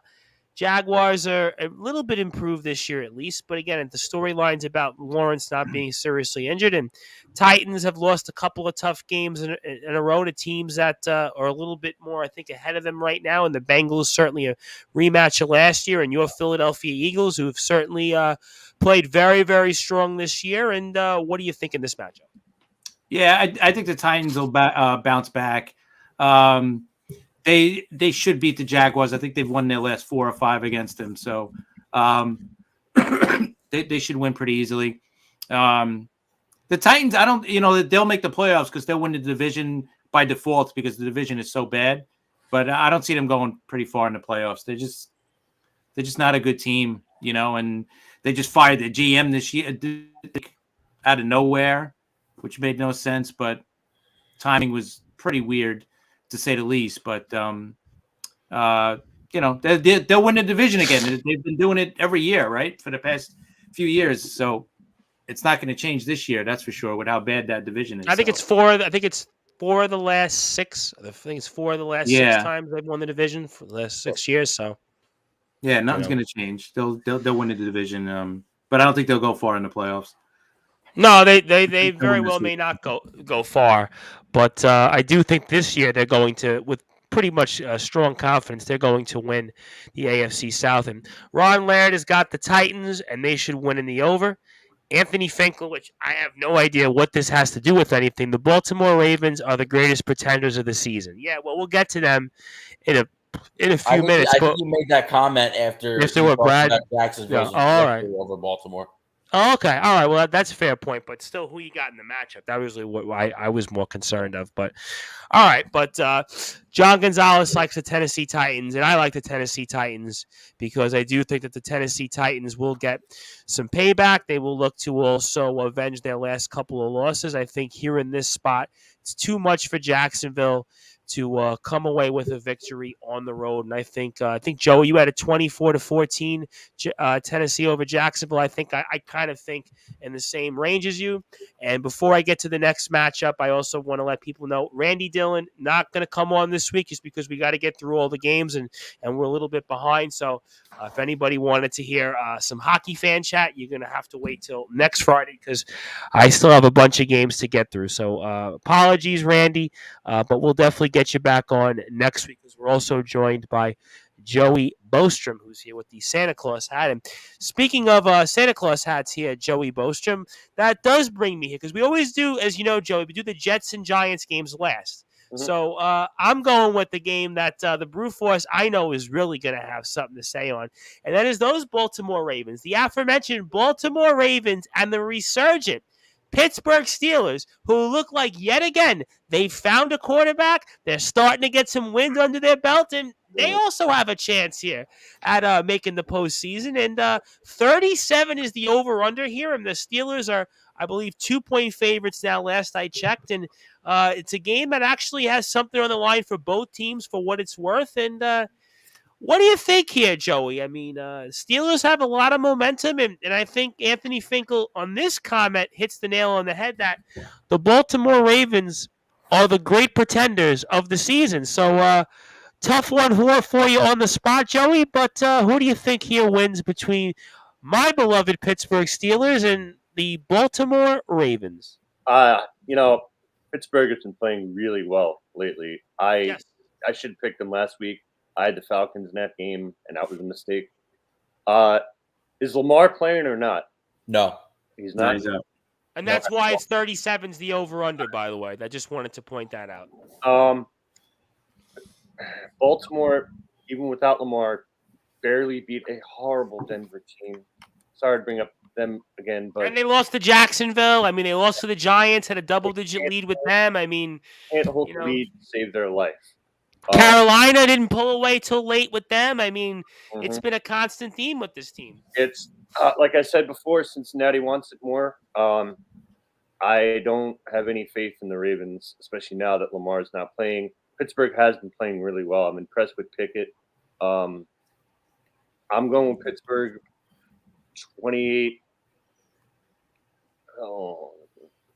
27-16.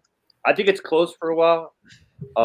But Pittsburgh, in the end, wins, and I think it's going to be a big win. Pittsburgh's not going to make the playoffs, obviously, but how can you say that though? They're 2 games back with 5 to go. You can't count them out now. The Jets have some tough games ahead. Yes, and we'll get to them. We have some very tough. Listen, like your armband says, the Pittsburgh Steelers, they've kept punching, and Kenny Pickett, they're 4-3 with him as quarterback, so can't count anybody out. That's for sure, Joey. So I'm going with Pittsburgh 27-16, and it would be a huge win. Keep that momentum going. And remember, last year, Steelers won some games late and found their way. They got everything that worked out in their favor, and they made the postseason. So can't count them out there. there, Joey. And the brute force Brad Weiss is giving me daggers. He is giving me daggers about this game Sorry, Brad. because it's probably the game that he really doesn't want to talk about. But he's going to have to talk about it here because he knows that he's trailing John Gonzalez in the standings. And he knows right now he's in deep doo-doo when it comes to winning because we see it right now. He's 8 games behind John Gonzalez. And the brute force, the Pittsburgh Steelers, your worst fears are coming true because they're starting to gain momentum. They've got some big wins under their belt, and they found a quarterback yet again. And it was a local guy who played for Pittsburgh last year. Justin called it last year, Kenny Pickett, on his way to becoming a big-time quarterback. And it looks like to me the Steelers could be on the verge of something, but we'll see. And the brute force, I cannot wait to hear what you have to say on the red-hot Pittsburgh Steelers against the Baltimore Pretenders. Let's say you. This is depressing. I never thought I'd have to say this. Oh boy. I'm picking the Steelers to win. Oh, wait, can you repeat that again for those listening and watching on Sportzwire Radio? I'm picking the Pittsburgh Steelers to I win. think this is a first this year. I think this is like the first time you've picked I them. think it is. I think it's the first time. You didn't even pick them against the Saints or the Bucks. Nope. The Steelers are going to win, and guess what, Tom? This is probably. I've said some of the times where I've had some of my worst segments. This is going to be on the top 5. I mean, listen, I got to go out here and not only say the Steelers are winning, but they're going to win big. They're going to win. Wow! Whoa! And this pains me to say. My heart and my soul is really killing me right now. Don't do it. Don't do it.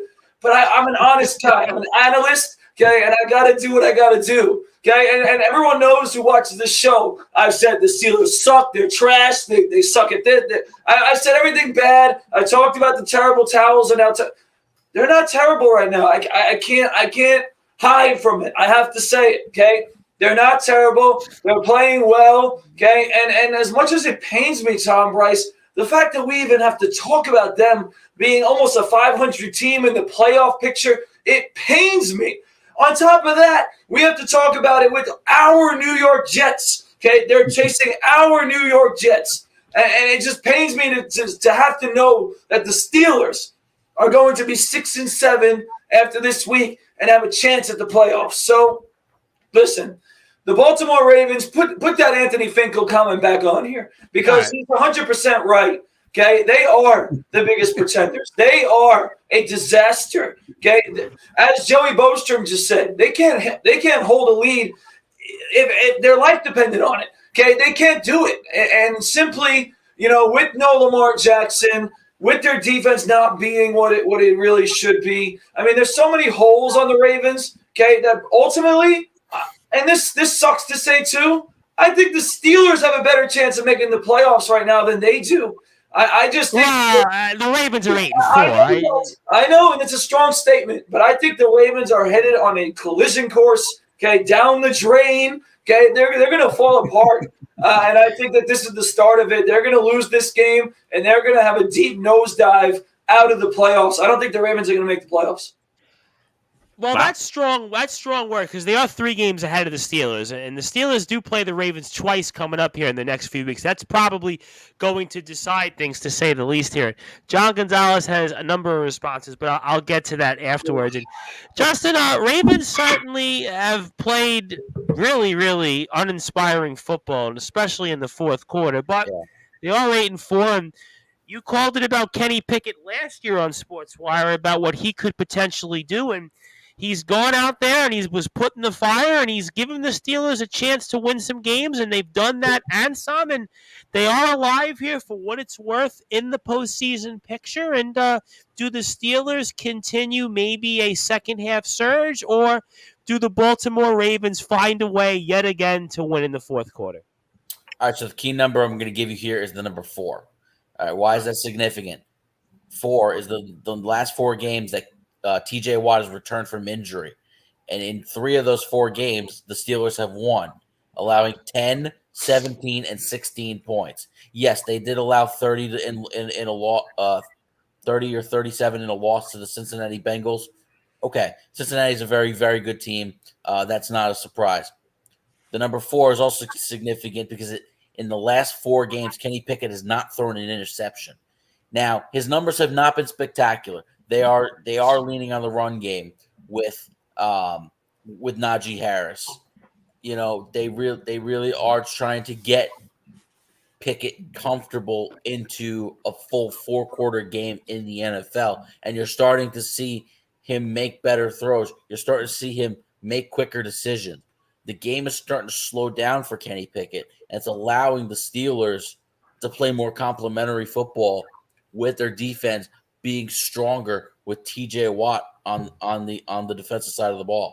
So, and going up against a backup quarterback. Now, look, Tyler Huntley last year played some pretty good football, and I know the Ravens did end up falling apart at the end of the year, but it really all wasn't Tyler Huntley's fault. He was making his plays. The Ravens, I just don't think, are a very good football team. You know, they've had their share of collapses. They went through a soft portion of their schedule, but you know, it's struggling against Carolina. It's struggling against Denver. That really raises red flags. It's losing to Jacksonville. That really raises your red flags. And now, on top of it, Lamar Jackson's hurt. This is all the recipes of a Pittsburgh Steelers victory. I wouldn't say at super comfortably, but I could see a 17-10, 16-9 kind of game. It's gonna be a bloodbath. And you know what? Mike Tomlin and the Steelers, I say this every time. They know when it's Ravens week, and they're ready for it. You know, I was talking to somebody 2 nights ago, Chris, and they were asking me, they said, you know, who has really been the premier NFL dynasty? And they were giving me teams, and they said the Patriots. And I said, yeah, but then you talked about the Cowboys. I said, well, the last 25 years, they really haven't won anything. They've won 2 playoff games in 25 years. The 49ers have been up and down since Steve Young got knocked out on Monday Night Football. Green Bay, you could make a case, but I don't think they've won enough Super Bowls. Giants got thrown in there, but the team that I mentioned, Chris, was the aforementioned Pittsburgh Steelers, because the last 50 years, the Pittsburgh Steelers have been pretty much a perennial NFL playoff team, and they've only had 3 coaches in that span, and Mike Tomlin has never had a losing season. And call me crazy here, Chris, and looking at the Steelers' schedule, if they can get a win here, I think they've got a shot at making the playoffs. And they're 2-point favorites here, and the Ravens are without Lamar Jackson, and they're without momentum. And, I mean, what do you think here in this matchup, or am I missing something? Yeah, no, I agree. I'm agreeing with everybody. I like Pittsburgh this week. Lamar Jackson's out. Just when the team started to get healthy again, Baltimore. Now Lamar Jackson's hurt. So, you take 2 steps forward, or 1 step forward, 2 steps back type of thing. I think Pittsburgh will win, and I think they got a shot at the playoffs, because they win this week, they'll be 6-7, and the remaining schedule looks pretty easy. The Panthers, the Raiders, the Ravens again, and then the Browns. So they could easily run the table here at the end. Will they? I don't know. Pickett's played much better the last few weeks, so I'm going to go Pittsburgh. I can't believe that we're saying this. I really this is so depressing. I really can't believe that we're talking about the Steelers in the playoffs. I mean, it's just depressing. They always listen. Like I said, going back to before I get to some of the other comments, if you think about it, they are a franchise that's used to winning. These franchises like this find ways to win. In the last 50 years, the Steelers have been one of those model franchises in all of sports. And to me, I'm not surprised one bit. But let me get to some other people, because it's not about me. It's about the people, right? Ron Laird says, I like Pickett, but I think the Ravens will pull it out. So apparently Ron Laird disagrees. He likes the Baltimore Ravens. John Gonzalez says, the steel curtain has risen. Brute will wash his face with the terrible towel Steelers. And he also says, are we noticing tonight that the Brute is picking all of my teams, which is important to note, because It's an 8-game lead for John Gonzalez over the brute force Brad Weiss, and we've only got 5 weeks left in the season. So what that means, at the very least, is John Gonzalez is keeping his lead over the brute force Brad Weiss. And he says, well, look at the new Pittsburgh fans, laughing my ass off. Don't you dare go there. I am no Steelers fan, and you don't. Just because I pick them one time don't mean I'm a fan. No, who do you think I'm going with the brute force? Who We know who you're going with. Who do you think? Of course, Gotta be Pittsburgh. Gotta be Go with the Pittsburghs. I'm always thinking about, here we go, Steelers. Here we go. I'm thinking about it. They're gonna definitely win. Yes, the Steelers. But I've got a good case because the last couple wins, Atlanta got a good win on Atlanta, right? Monday night against the Colts and some really questionable coaching there. And 3 of their last 4 they've won. I think they make it 4 of their last 5. And the game they lost against the Bengals, the 425 CBS game, they played very well in that game as well. So I think that they do have momentum. Guys are getting healthy, and they've got a quarterback, which is always important. And, Joey, we're going to go to the 405 game before we get to the 425 game, which really aren't as impressive this week. But a 405 game here, Joey, is the Kansas City Chiefs and the Denver Broncos. And, boy, the Denver Broncos are going to go down in history as probably the worst team ever to have a top 5, top 6 defense, whatever it'll end up. But they are where they are, and Chiefs are 8.5-point favorites. I would have to think that the Chiefs are looking for blood, looking for payback. 44 is the over-under, but call me crazy, Joey, but I think it's going to end up the usual Denver Bronco type game. But you tell me what you think, Joey. Kansas City's pissed off. They're mad that they lost that game in Cincinnati. And, you know, Denver is Denver, top 5 defense, and they got nothing on offense. Kansas City is going to rebound. I don't see the Broncos scoring a lot of points. I want to say 28-10. I do not see Denver competing at all. And Kansas City, when you piss off the Kansas City Chiefs after a loss like that, it's not like they got blown out, Natty, but they know they're better than that, and they're going to show it against the Denver Broncos. Give me Kansas City. The brute force, before I get to you, John Gonzalez says he has more like a 20-game lead, but the standings show you're behind 8 games from John Gonzalez. I'm getting cocky. The standings are what they are. You don't got to try to make it higher. It is what it is, and I'm eating crow. All right, so relax, John Gonzalez. All right, so be that as it may, you are still behind John Gonzalez, no matter what the games are in terms of what you're behind. But Kansas City's on the road here against Denver, and Ron Laird also wanted to point out it was a flex-out game, so that's why it's a 405 game. But Kansas City's on the road in Denver, and the brute force, the Denver Broncos have scored 166 points this season. Considering Russell Wilson is the quarterback, I mean, that is just pathetic. In fact, it's so pathetic. I even heard guys talking, I think in the last 2 weeks, I probably mentioned this on Sportswire a couple times, that Russell Wilson's had such a bad season that he shouldn't make the Hall of Fame off this season. I don't know if it's that bad, but what do you think here in this matchup between the first place Kansas City Chiefs and the hapless Denver Broncos? Yeah, well, to answer that question about the Hall of Fame, I think it's 100% accurate at this given moment. He's playing like this is like tragically horrible. Like it is like pathetically bad. I mean, when you are getting so badly outplayed by Geno Smith, all right, Geno Smith, who goes to your former team and is dominating, you go to another team and you look this bad. I mean, it is bad. And, you know, between him and Nathaniel Hackett, you could say a lot of bad things. But, listen, I'm not going to take too long in this game because I don't need to, okay? The Kansas City Chiefs are obviously going to win. Listen, the one reason why I won't say this is going to be a bloodbath is just because Denver's defense is at least respectable. I agree with you on that. I totally agree. So they'll hold the Chiefs down from scoring like 40 points. But the Chiefs are going to have the ball all game because the Broncos can't hold the ball. So I could see this being Joey Bostrom, I think, is just about accurate. I was actually going to say 27-9. Maybe I'll be generous and say 27-13. If the Broncos just kick a couple field goals somehow and score a touchdown, maybe.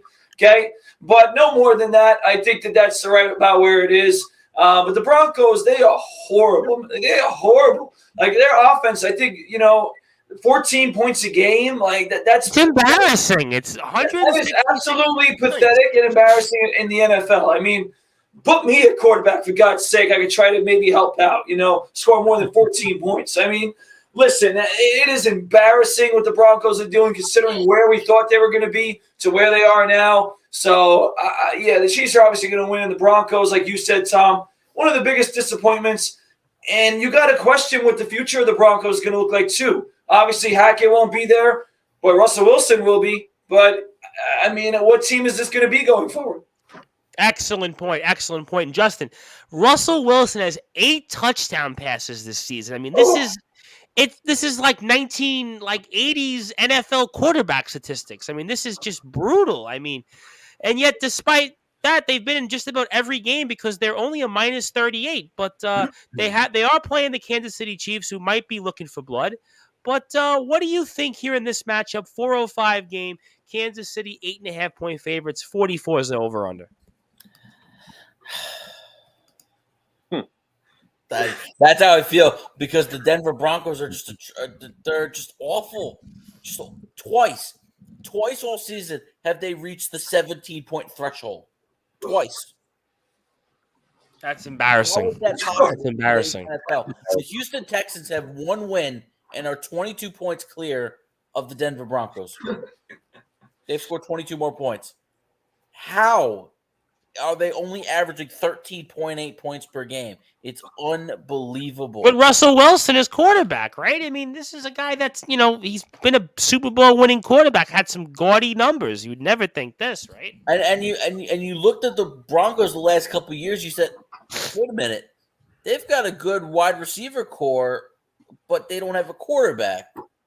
Okay, let's trade for Russell Wilson. And that's just blown up in their face. And look, Kansas City will go up 23-0. Sit on it. Denver won't be able to score. Maybe a token field goal, and you'll have like a 23-3 kind of game. That's kind of how it's going to be. Denver it just can't move the football. So give me Kansas City. I mean, this is about as easy of a cakewalk as you'll ever see. Chris, the Denver Broncos, I don't think there's any more need to be said about them. And the Chiefs obviously have a lot on their minds. Maybe the top seed in the AFC certainly look to get back on track after the tough loss in Cincinnati. But what do you think here in this matchup? Yeah, this should be an easy one. They've won the last 5 against Denver. So I'll definitely be here. No need to get into a big explanation, right? No. We mentioned how bad Denver is, and Kansas City needs to bounce back. So I'll say Kansas City wins big. Well, let me get to some of the guys here. Ron Ladd says flex out game Chiefs 30, Broncos 7. John Gonzalez says KC move on, no need for any analysis. And the brute force will remain right where he is, tied with Randy Dillon in the standings. Who's not here with us. Wow. Not fired. Wow. Shots have definitely been He's fired. killing me tonight. Okay. Wow. Okay, here we go. Shots further fired toward Russell Wilson. Also, when John Gonzalez says, so sad when Baker Mayfield is looking better than Russell Wilson. All right. Could we take a quick 30 seconds to acknowledge and appreciate what Baker Mayfield did last night? Yeah, I'll give you that. Unbelievable. He legit gets on a plane, flies to LA before even the Rams claim him. I guess he might have just figured maybe I'll take some time off. The Rams claim him, the only team that claims him. And after the second series, he's out on the field playing. He has 48 hours to study the Ram offense. And of course, Sean McVay helped him out, dummied it down, simplified the playbook a little bit. But to come back the way he did in that fourth quarter, running the 2-minute offense, it was absolutely unbelievable. I mean, I think we need to appreciate what Baker Mayfield did for the Rams last night. Absolutely no question about that. And I'm going to, obviously, like everybody else, go with the Kansas City Chiefs. There's no way I'm going to pick the Denver Broncos in this spot. But I will say, I kind of think that the Broncos defense is actually really good, and they'll hold Kansas City to 21 points maybe. I'll say Kansas City 21, maybe Denver 7 or Denver 10, something like that. I just think that Denver's defense is actually good, but I don't see any way Kansas City could lose this game. And interesting note, since Denver has won the Super Bowl, the last time they won, they have not made the playoffs since. So Denver's streak will continue of not being in the postseason. And let's move on then to the 425 games. And before I do that, actually, Ron Ladd says Baker there 30 hours and pulls a brick. Yeah. I think that was basically the best way anybody could have put that there, Ron. Thank you for that. And Joey, let's go to some of the appetizers here on the 425 games. And that's first the Carolina Panthers and the Seattle Seahawks. And, of course, somebody you know very well, Geno Smith, Joey Bostrom. And the Seahawks got a huge win last week. And certainly that was a win that they did need to keep up in their own rights in the playoff race. And the Panthers, I guess, for what it's worth, are also alive in the very, very weak NFC South. And Seahawks are 4-point favorites. 44.5 is the over-under. And what do you think here? In both teams actually do need a win for their playoff chances, more so the Seahawks. But does Geno Smith continue the dream season or what? Yes, he does. Yes, Carolina is still technically alive. Oh, come on, let's we be serious here. I mean, yeah, considering the NFC South, yeah, they are alive. I'm gonna definitely say they're alive. Which is why I had the Saints picked last week because I wanted that division to be a little bit closer. I'm not using Twitter anymore when I watch Monday Night Football. I'm just going to put that out there because every time I do something, I jinx it. So that's it. Seattle continues their run to the postseason. They got San Francisco coming up, I believe. That's going to be a big matchup for them. Geno continues an impressive season. I don't think any of us saw, what he's doing to replace Russell Wilson. Seattle wins. Carolina's just playing out the string. 28-14 Seahawks.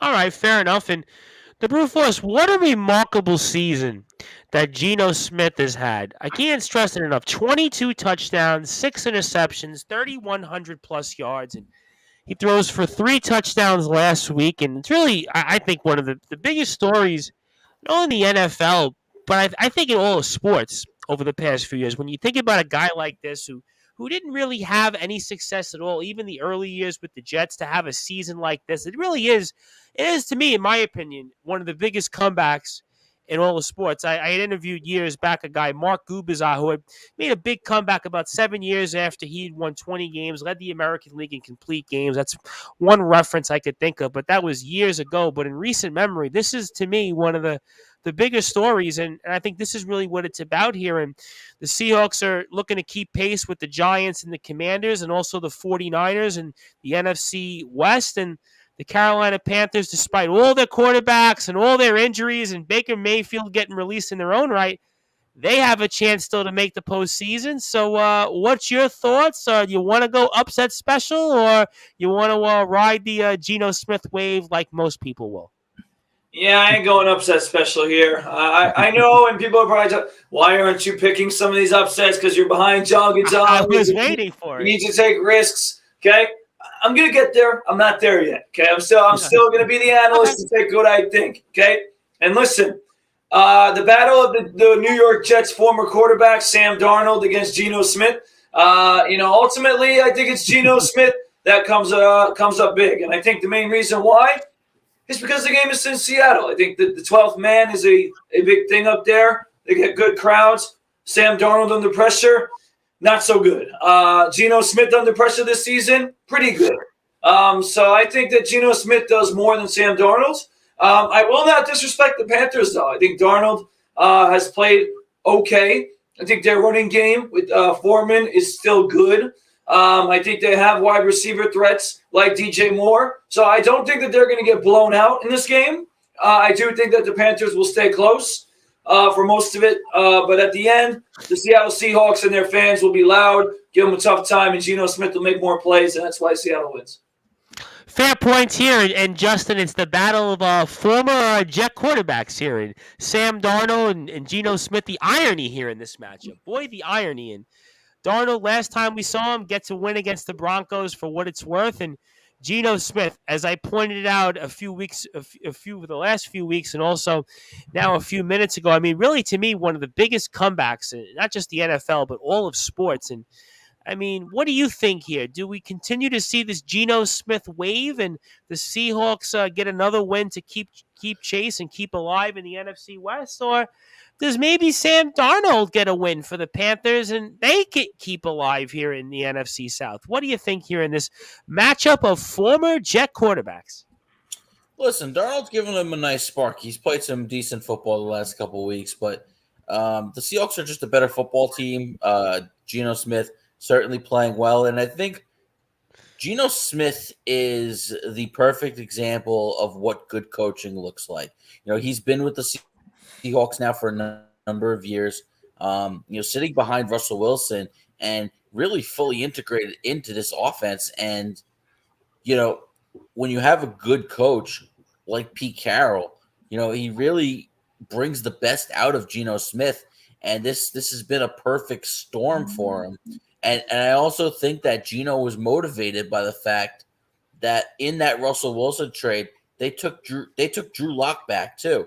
And there was thoughts Drew Lock might be the starting quarterback of this team. And Geno put the work in. Geno put the time in, did the studying, and look, he is completely matured as a player and as a person. And the Seattle Seahawks are in a good spot because of him. So he can lean on a good ground game as well with Kenneth Walker, but he's got good receivers with Lockett and DK Metcalf, and the Seahawks are right there, and with the 49ers quarterback situation, the division might still be for the taking. That's for sure. So give me the Seahawks. We're going to get to that in a second. Chris, this Geno Smith story is so fascinating to me, as I've spoke about for the past couple of weeks. And here's a guy that the past 8 years prior to this had only won 4 games, and yet he wins 7 this year already. And here was a guy that's thrown more touchdowns this season than he had thrown the 8 years prior. It's really a remarkable story. I don't know if I've seen anything like this in sports over the past several years. And Sam Darnold, though, in his own right, is also playing well for what it's worth against the Denver Broncos, gets the Panthers a big win, and they are alive in that NFC South. And somebody has to win in the battle of former Jet quarterbacks. And what do you think here in this matchup? I would think Seattle's got to win this game. It seems pretty easy, so I'll go with Seattle. I think that, the last example of something with Geno Smith, I mean, I have to go years ago, was like Jim Plunkett was not good when he was first drafted by the Patriots. And he was just kind of casted away. And then, when he went to the Raiders, he took him to the Super Bowl twice. So that's a good one. That's a good one. That's not the only one I could think of, really. I had one other. I'm sure you'll probably appreciate this. Tommy Maddox, believe it or not. Tommy Maddox with the Steelers got them into the postseason. He was actually in the XFL, and he was Giants quarterback and bounced around. This was kind of the only. That was the one I kind of thought of was journeyman. And he was the MVP for the XFL too, right? Wasn't he? Yep. Yeah. He was out of the league, and that was kind of one. Another one I thought of also was Rich Gannon. Actually, Rich Gannon kind of had mixed success, and went the Raiders just wound up having some great years. And that's another one I thought of. But before I pick my game, let's see what other people think. And John Gonzalez likes the Seattle Seahawks. Ron Ladd likes him 27-17. The Panthers have signed Johnny Manziel. He's starting on Sunday. When I saw Johnny Manziel during the SEC championship game halftime, and they were showing like the great SEC quarterbacks, I was like, wow, there's Johnny Manziel. He looks like he still could suit up. But I heard he's playing like in the fan-controlled football league or something. I think I saw that somewhere like a couple weeks ago. So maybe John knows something I don't. These picks are easy this week. I should be undefeated this week. Well, John was telling me that he thought that this week's picks were easier than they were a few weeks ago. By the way, am I too late for the Rob Maraska Christmas ornament giveaway? Yeah, he's in bed right now. Yeah, the Rob Maraska Christmas ornament giveaway. Probably a top. John is awesome. The top row. He's ripping everybody today. Oh, I mean, you're in the crosshairs with them, but I'm going with the Seattle Seahawks. It's hard for me to trust the Panthers here. It's hard for me to trust them. I think Seattle continues to get back on track, and I think that they've got a real shot at the NFC West, which Joey Bostrom brings me to the Bucks and the 49ers. Yeah. The Bucks here are the 49ers, and San Francisco are 3.5-point favorites here. 37 is the over-under, and the 49ers are without Jimmy G, and the Buccaneers are with Tom Brady, and it's really been, I don't know what to make of this Buccaneers team, but I'm also not sure what to make, believe it or not, Joey, with the San Francisco 49ers without Jimmy G, because Kyle Shanahan, as coach, without Jimmy G as quarterback, his coaching record is 9-29. So I'm not quite sure where to go here with this matchup. You're going to try to tell me here. And 49ers are 3.5-point favorites. 37 is the over-under, 4:25 p.m. game, and let's say you. I don't know what to make of either team either. Tampa Bay had a nice comeback win on Monday night. They needed that win, by the way. Oh my God, they need that one. And San Francisco has lost Jimmy G for the year, and I think it's going to be tough sledding for the 49ers the rest of the year. I think Tampa finally, they're not a great team, but they're the best team in that division, which isn't saying much, I know. But, Tampa will figure it out. They will get to the postseason. Probably not going to go very far. San Francisco, without Jimmy G, I can't see them having any long-term success. I just can't, because he was in there, all they did was win. And well, not all, but so he was 38-17. Jimmy G is quarterback with Shanahan, so that tells you that he's a winning quarterback, which we've said here on Sportswire throughout the past 2 years. He's found ways to win despite the stats being not so great. And almost going to the Super Bowl last year, losing to the Rams in the title game last year. Give me Tampa 17-14. It's going to be close, but I think Brady figures it out, and Tampa writes their season and goes on to the playoffs. Give me Tampa. The Brute Force, somebody has to make the playoffs in the NFC South, and right now it's Tom Brady and the Tampa Bay Buccaneers, and the San Francisco 49ers are first place in the NFC West, but they obviously have a big blow right now with Jimmy G out, and remains to be seen if he can come back. I did read something that there's a possibility maybe he could come back this season, but I don't know. But when I did see that stat earlier this week, Kyle Shanahan's record without Jimmy G as quarterback, that made me a little nervous. But what do you think here in this matchup? An intriguing matchup, to say the least, between two first-place teams. And what do you think here? Yeah, well, that stat is definitely scary with that record without Jimmy G. Another one that's scary in this game is that Tom Brady has never lost to a player in his first start. And listen, and it's a sample size. I believe it's 6 or 7-0. That is 6-0. I think it's 6-0. Yeah, and we all know he dominates first-year starters and young quarterbacks and guys who are inexperienced. But with that being said, I'm actually going to disagree with Joey Bostrom. I like Brock Purdy. All right, I think Brock Purdy is actually a decent quarterback that can ride the ship for the 49ers. And the one thing the 49ers have is the best defense in football right now. And I think that that's something that we can't forget. That's something that you can hang your hat on. And you don't need Brock Purdy to come in and be an all-star. What you need him to do is be serviceable. You need him to give the ball to Christian McCaffrey, make a decent throw to Deebo Samuel or Brandon Ayuk. And I think he showed he could do that last week against the Dolphins when he came in there. So I like Brock Purdy, and I still like the 49ers defense. I'm scared because I know Brady in these situations always seems to win. But the Buccaneers did not excite me last week. They came back late against a really lowly Saints team that really made mistake after mistake after mistake to lose that game. They basically gave the Buccaneers every chance to win, and the Buccaneers took it and won it. So I'm not giving the Buccaneers as much credit, and I think that division is still up for grabs with this loss from the Buccaneers. They'll go back under 500. I'll take the 49ers led by Brock Purdy. I like how you said that, the Brute Force. I like his name. It's cool. Brock Purdy. No, it's a good name. But Justin here, Buccaneers in first place, but definitely not an impressive team to say the least.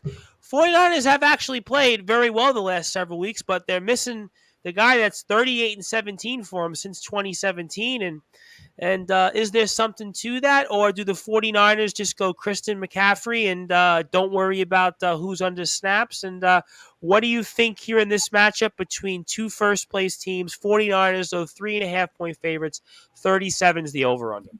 Yeah, I think things are different this time around. There was clearly a level of confidence from Kyle Shanahan to allow Brock Purdy to throw the ball 37 times last week, 25 of 37, a 67% completion percentage. He threw 2 touchdowns in that game, 210 yards. There's clearly a level of confidence with him under center and with the weapons that they have, with Deebo Samuel, Christian McCaffrey, George Kittle, Brandon Ayuk.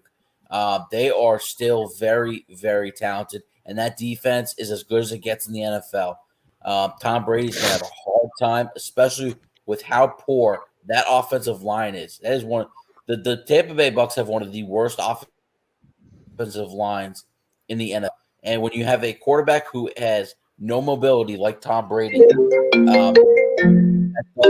a great big issue for the Buccaneers. So I'm gonna take the 49ers here, and I just think his defense is going to hold up its end of the bargain, and Brock Purdy's going to make the plays needed. So give me the Niners. Chris, certainly two teams that are both in first place, but not quite sure what to make of either for different reasons. One, because they're without their quarterback, and the other, who's 6-6, but really has been not impressive at all. And in fact, they're very lucky to be 6-6, considering some of the last-minute games they were able to win. That was the Saints and Rams game, which were almost the same type of games. It's not as been an impressive Tom Brady as in years past, but he's only thrown 3 interceptions, so that would be one way to look at it. But what do you think here in this matchup between the Bucs and 49ers, 425 game, and 49ers 3.5-point favorites? Yeah, I'm going to go with San Fran also. They're just the better team right now. Like Justin said, Tampa Bay's offensive line is just horrible. Their defense has not been playing well either. And San Fran's defense is one of the best in the league, if not the best in the league. You got to go with San Fran, especially at home. But, they got Purdy going, making his first start, his first NFL start.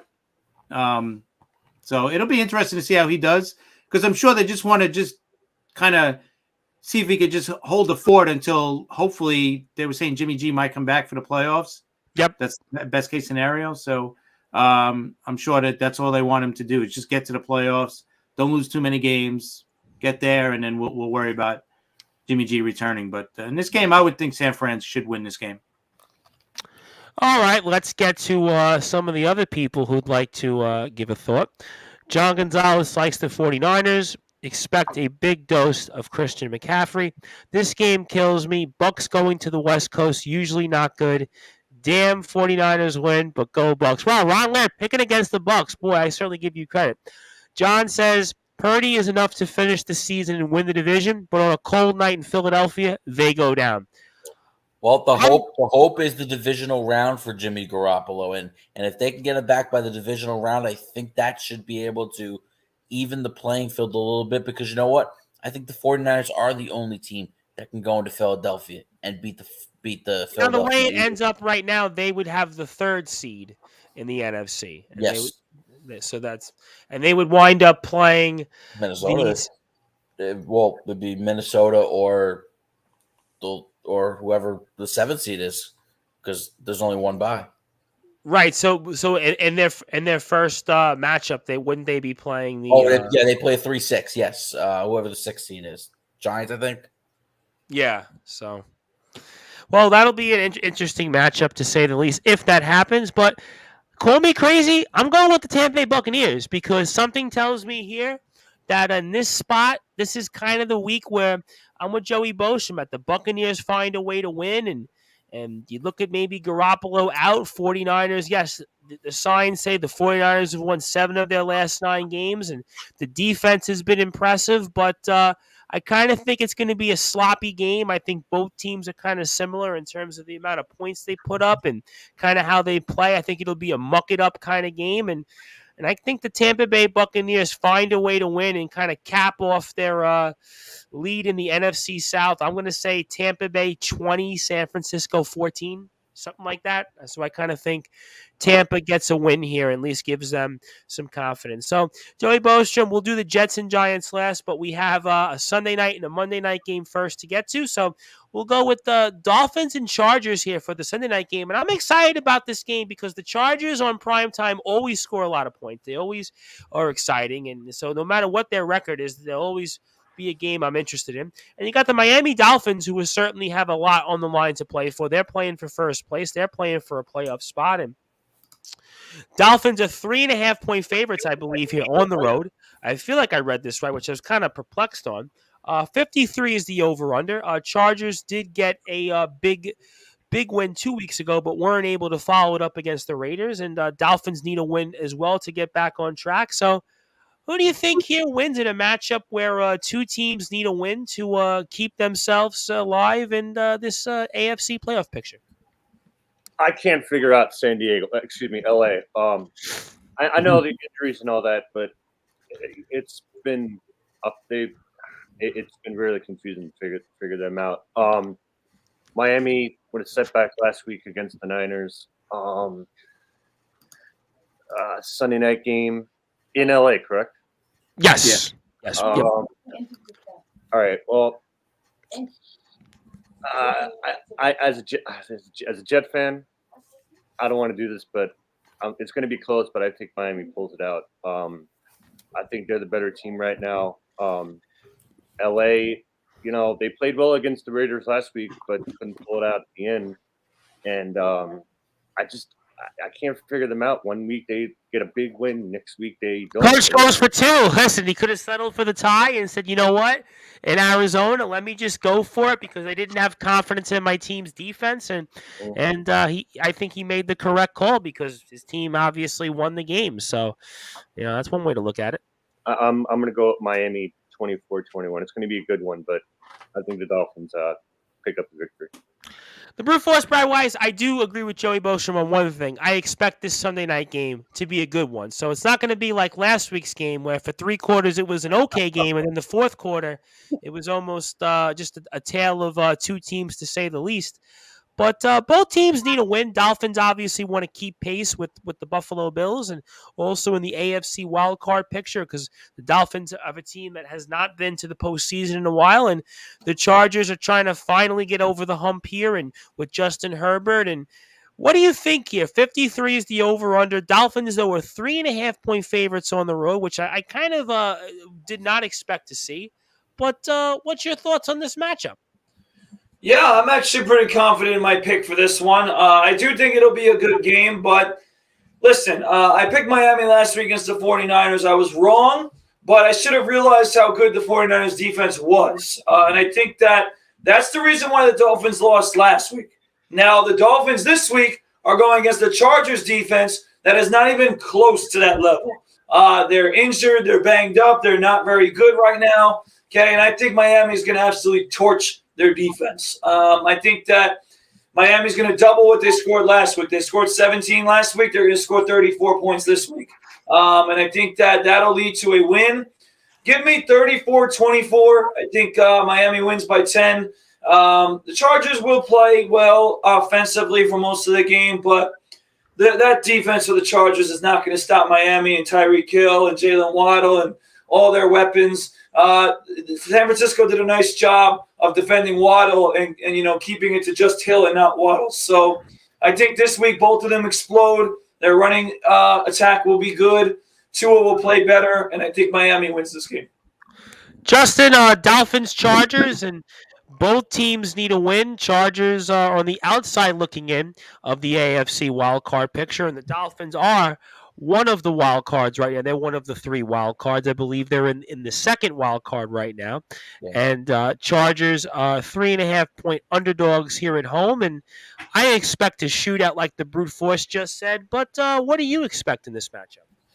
I think it's going to be a lot of up and down. Tua Tagovailoa and Justin Herbert are going to go back and forth, and this is really the matchup we've been waiting for since the 2020 NFL draft. Yep. When the Dolphins reportedly passed up on Herbert and went with Tua, and then the Chargers take Justin Herbert. These are two tremendous quarterbacks, two tremendous offenses, but in the end, and especially if you're a Jet fan, you got to be rooting for Miami in this situation. You want to knock the Chargers down the pedestal, knock them down to 6 and 7, because that leaves some comfort in case you do end up losing, which you very might lose to Buffalo. Get those 6 and 6 teams down to 6 and 7, and I do think Miami's a little bit better here. I just don't see enough answers on the defensive side for the Chargers, and this has Chargers falling apart written all over it in this game. So give me the Dolphins. Chris, Dolphins Chargers, and does scream to be a shootout. Both teams need a win. Chargers on the outside looking into the AFC playoff picture. Dolphins, one of the teams that are in it. It's in Los Angeles. Dolphins, though, 3.5-point favorites. But what do you think? Yeah, I'm the same way. I'm going to go with Miami. Just find a way to lose for whatever reason. Every year they always have a good team coming into the season, and then they just always find ways to lose games instead of trying to find ways to win games. So, I'll be taking the Dolphins as well. And whenever I think of the Dolphins and Chargers, I don't know why, but I always go back to that 81 playoff game with the Kellen Winslow game. And if you guys seen that. I got one for you. 1994, the divisional round, Dolphins and Chargers. Yeah. Chargers beat the Dolphins in overtime, if I recall correctly, at the old Jack Murphy Stadium. Yep, that's another one. Yep. I always go back to the 81 one, just from Kellen Winslow being carried off. That's like a big NFL Films game. I was going to say that was the one growing up when ESPN used to show those old NFL films and the NFL playoff with the old narrator. Yeah. That was the game that would always come. That was Don Coryell was the coach of the Chargers then, and Coryell. Dan Fouts was the quarterback. Sure. That was the those were the days, and we'll see if maybe those teams will have that type of game. But John Gonzalez likes the Miami Dolphins. Ron Laird says Dolphins win. Chargers let me down last week. Here's a bonus for you. Michigan wins the national title. Maybe. John Gonzalez says Miami will be a wild card. Yeah, I think they probably get in. I would probably agree with you on that. Yeah. Brandon Staley and Nathaniel Hackett will become best friends in the offseason on the unemployment line. Yeah, I don't think they're going to fire Brandon Staley. I know not if they don't one and done, but not if they don't make the playoffs here. Let's say they go 8-9. No, I think you'll get what is this, his second season or third season? Yeah, I believe he's in year 2, right? Because Anthony Lynn was up into 2020. No. Yeah, he'll get him a third year. He'll get a third year. He's going to be on the hot seat. There's no question that John's partially right that he's going to be in the hot seat. And Hackett will be gone after this year. Oh, that's a no-brainer. That is definitely a no-brainer. I think Miami wins here. I'm going to say 35-31. Charger games are always close. Chargers are always close games. I think the Dolphins, though, are learning how to win. I think that's the one thing that I'm seeing here is that the Miami Dolphins are learning how to win. And crazy stat here, but the Miami Dolphins have only made the playoffs twice since 2001. So I think this is going to be for a franchise that used to always be one of the model franchises here. So I think that here's an idea. What about if Sean Payton was interested in coaching again? Do you think he'd be interested in that Charger job? I think he'd love that Charger job. I really do. And to have the opportunity, keep an eye on that then. To have the opportunity to work with Justin Herbert. Yeah. I think that could be the way that Staley gets removed. I think the owner will have to. Right. Right. I'll take Sean Payton. Wow, I think there's a number of teams right now that would love to have him. I think the Chargers would have the edge. I think he'd rather work with Herbert than Wilson right now. And I think so too.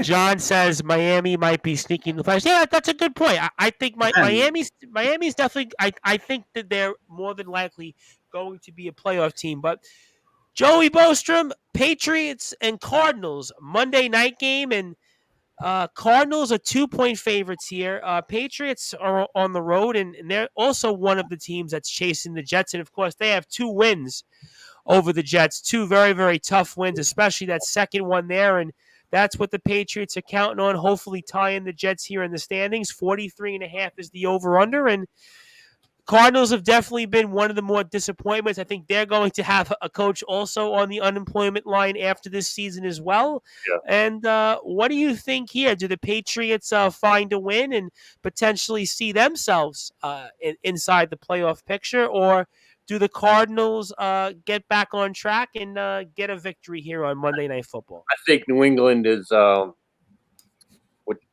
think the Patriots are going to end their losing streak. Arizona has not shown me.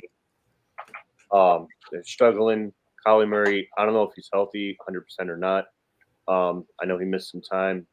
Even though this game is in Arizona and the Patriots are chasing the Jets, I think New England does just enough because they could have won that Thanksgiving game. And, I just think they do just enough to get the win. I'm not a big Mac Jones fan. I don't think he's all that great. But then again, I don't think the Cardinals are all that great either. New England squeaks by in not an ugly game, but I don't think it's going to be all that high scoring either. But the Patriots do just enough to win. And the brute force, John Gonzalez, says Randy Dillon messaged him that he likes the Patriots, so this is a lock, which I don't think is the case. But the New England Patriots with a win and a potential Jet loss, and we'll pick the Jets and Giants in a second before we get to closing thoughts here. But Patriots very much alive here in the AFC playoff picture, and the Cardinals just, I guess, predictable disappointment here. But what do you think in this matchup? Cardinals, 2-point favorites, 43.5, and do the Cardinals avenge the last time we saw them on Monday night against the 49ers, where it was just an embarrassment? Well, John Gonzalez, things can't be locks when I'm going to disagree because, first of all, we all know Randy Dillon did not tell you that. That's number one. Number two, I'm picking the Cardinals. I think that, in a game in which it's in Arizona, and I know, and people are going to be like, well, Brad, don't you remember that the Patriots can play defense? Yeah, sure, I know they can play defense, and I know that they'll give the Cardinals some trouble. But I think this is a big DeAndre Hopkins game. I think he's going to have a lot of catches for a lot of yards, as I hope as a fantasy owner. So, there's part of that. But at the same time, for some reason, even though it's the Cardinals' defense, I just don't see the Patriots manufacturing a lot of points in this game. I think that, their offense right now is a little bit shaky. I don't like what they're doing offensively. Mac Jones, as Joey Bostrom said, is nothing to be, going crazy about right now. So I'm going to predict an interesting game, maybe like 20-13. I'm going to say that the Cardinals win. DeAndre Hopkins scores a few touchdowns in this game. All right. For you, Justin, Patriots 2-point underdogs. I don't know why I'm echoing, but what's your thoughts here in this matchup between the Patriots and Cardinals Monday Night Football? I want to pick the Cardinals, but they continue to disappoint me time after time. Obviously, as part of the Jet fan rooting guide, you got to be rooting for the Cardinals, but the Patriots are just slightly better in this game, and Mac Jones will do enough in this game to lift the Patriots up.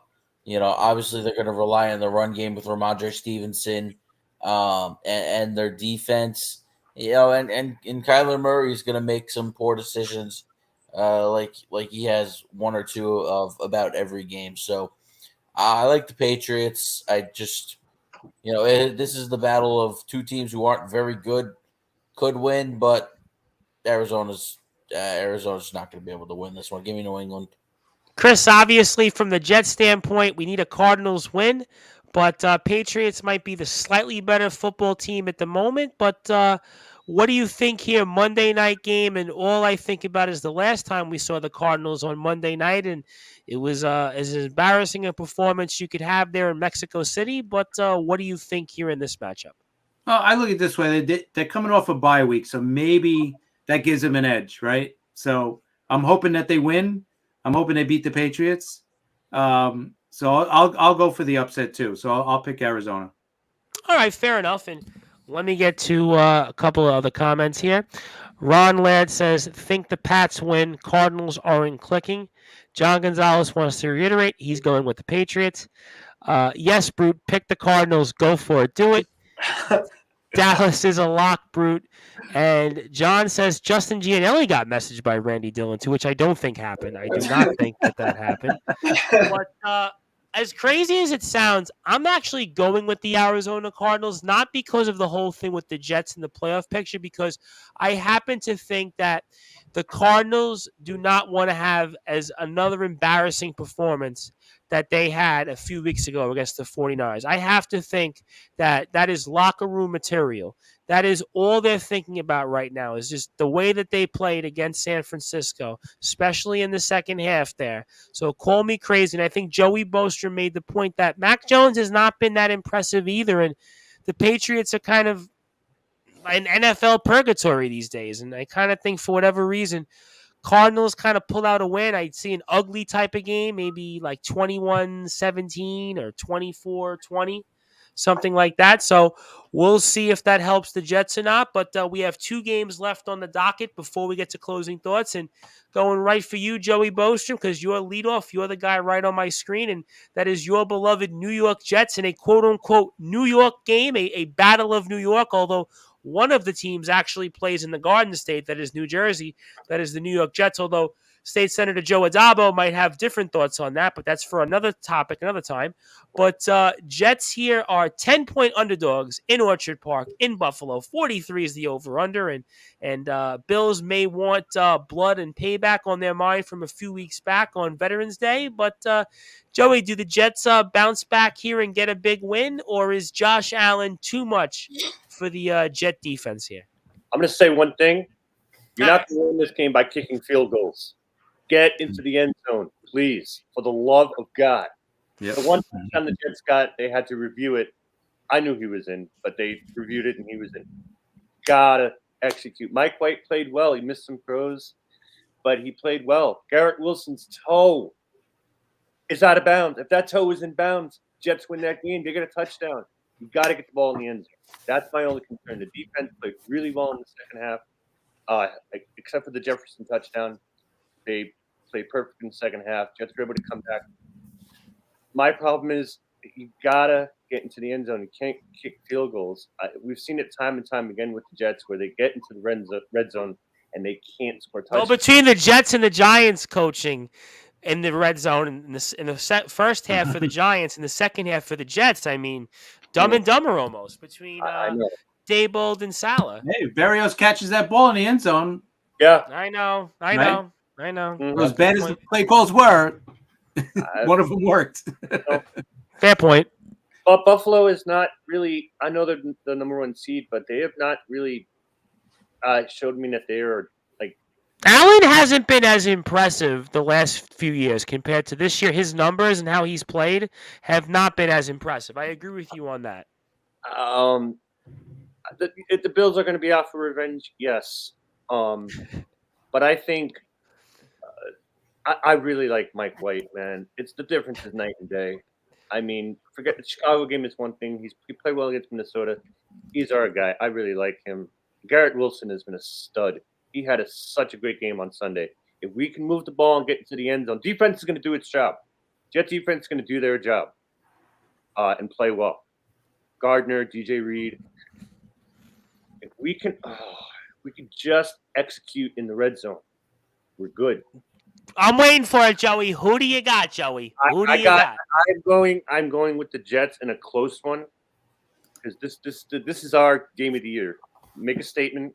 Do it in Buffalo. I'm going with the Jets. All right, and I have a bunch of people who have thoughts, and I'm surprised people have still tuned in, so that they like the picks. The Brew Force, Brad Weiss. The Battle of New York, as some might say here. The New York Jets and the Buffalo Bills. The first place, Buffalo Bills. And the Brute Force, I want to remind you that the New York Jets have the longest playoff drought in the NFL right now.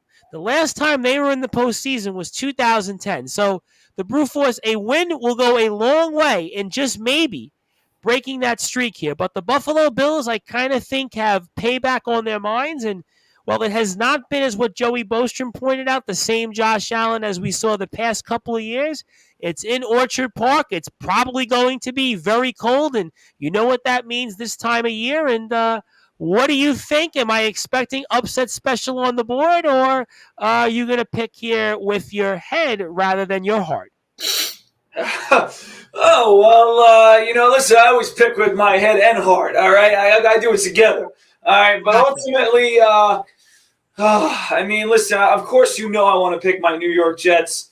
I want to pick the Jets, and there's part of me that says that the Jets can do this, and I really think they can. So that's why I'm confidently taking the Jets with the spread. I do not think that the Bills are going to win by 10 points. That's number one. But I'm going to take the Bills to win the game. I know I picked the Vikings last week, and Jets fans are probably like, you really a Jet fan? Yeah, but listen, I'm an analyst, all right? I'm an analyst. I'm picking games, okay? And I'm picking based on what I think is going to happen. I think Buffalo's going to get their revenge in the cold weather. I think that it'll be close. It's going to be a close game.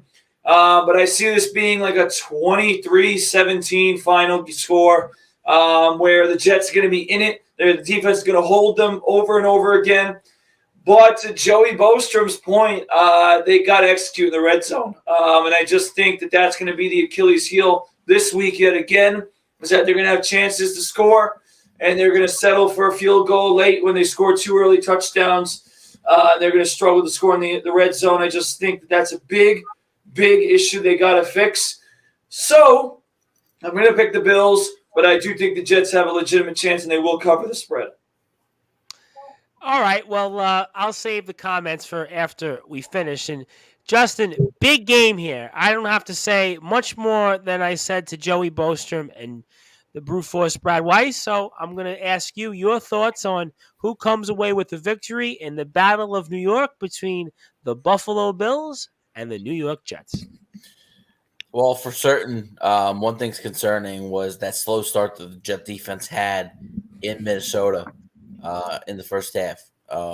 They were missing tackles, giving up big plays, allowing Dalvin Cook to find running room.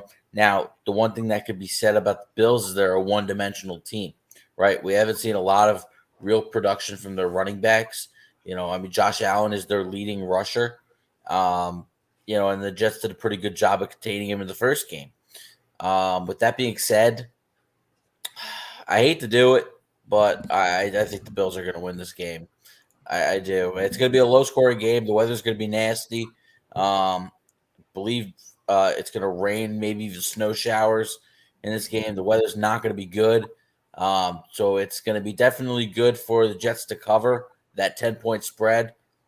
But I got to say the Bills are going to win something like 20-16 or something like that. I think White will play okay. But I just think that in the elements in Buffalo, I think that's a very tall task for the Jets. Chris, I'm sure I'm going to hear this with you and Sharman coming up on sportnarium.com/player and the Liftoff Jets later this weekend, and I'll be curious to hear what you guys had to say here. But Buffalo in the cold, probably going to be some elements there to deal with for the Jets. Jets always have a tough time in these spots in Buffalo late in the year. But maybe is this Jet team different, or what's your thoughts here as the Buffalo Bills are 10-point favorites over the New York Jets? Yeah, I think the weather might, if it does get bad like that with the snow and the rain, and it should help the Jets at least cover and maybe even win.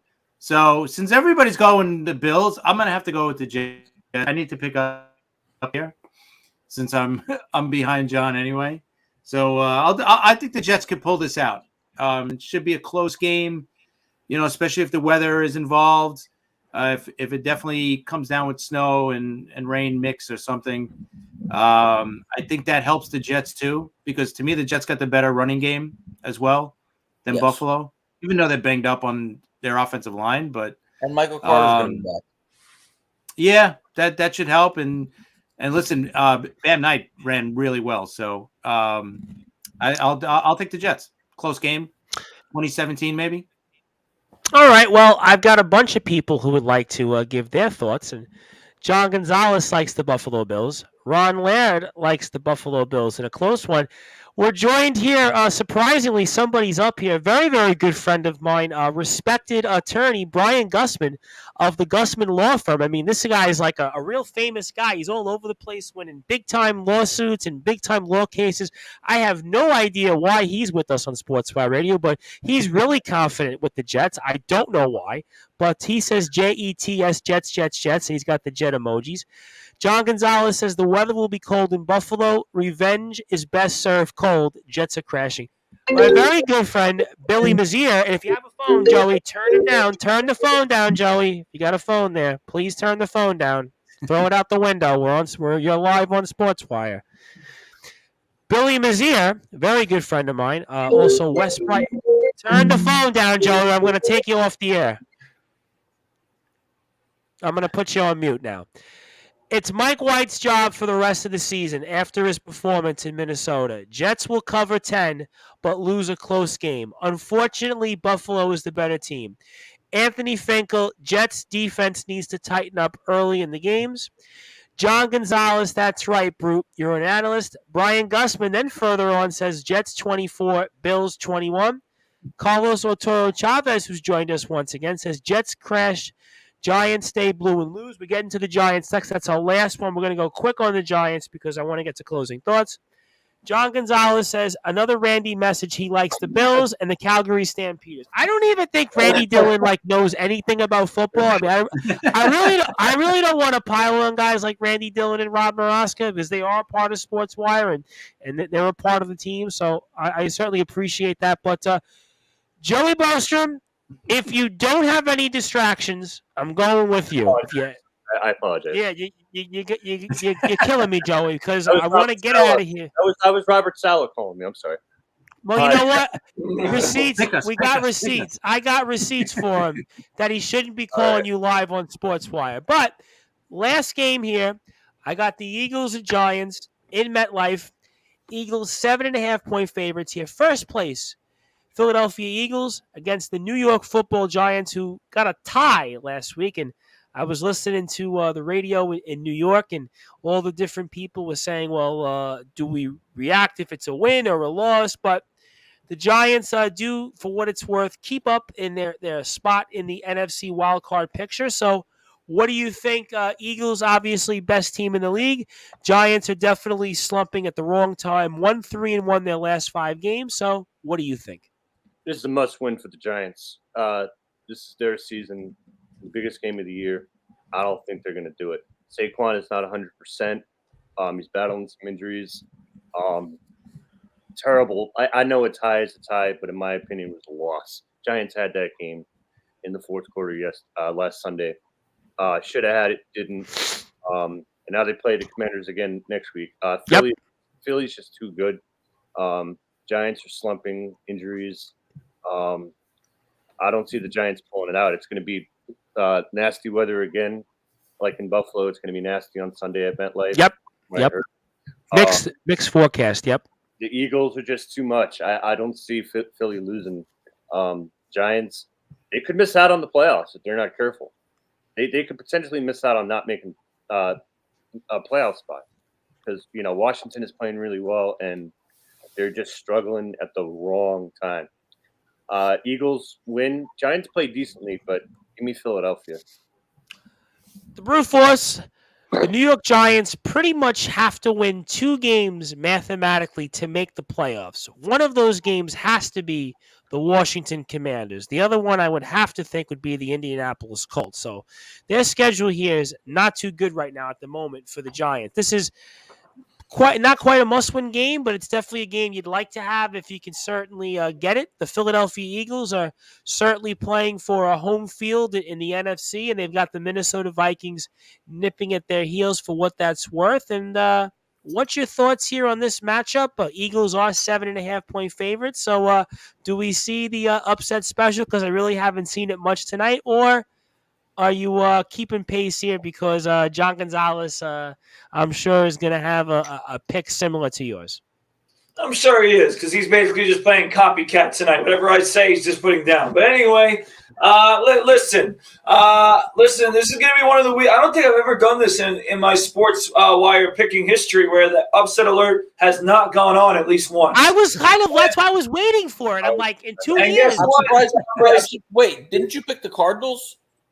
Yeah, Tom said they were favored. They're not. New England's favored by 1. Oh, the 1? I had them by 2, but all right. So we'll give you the Cardinals as an upset.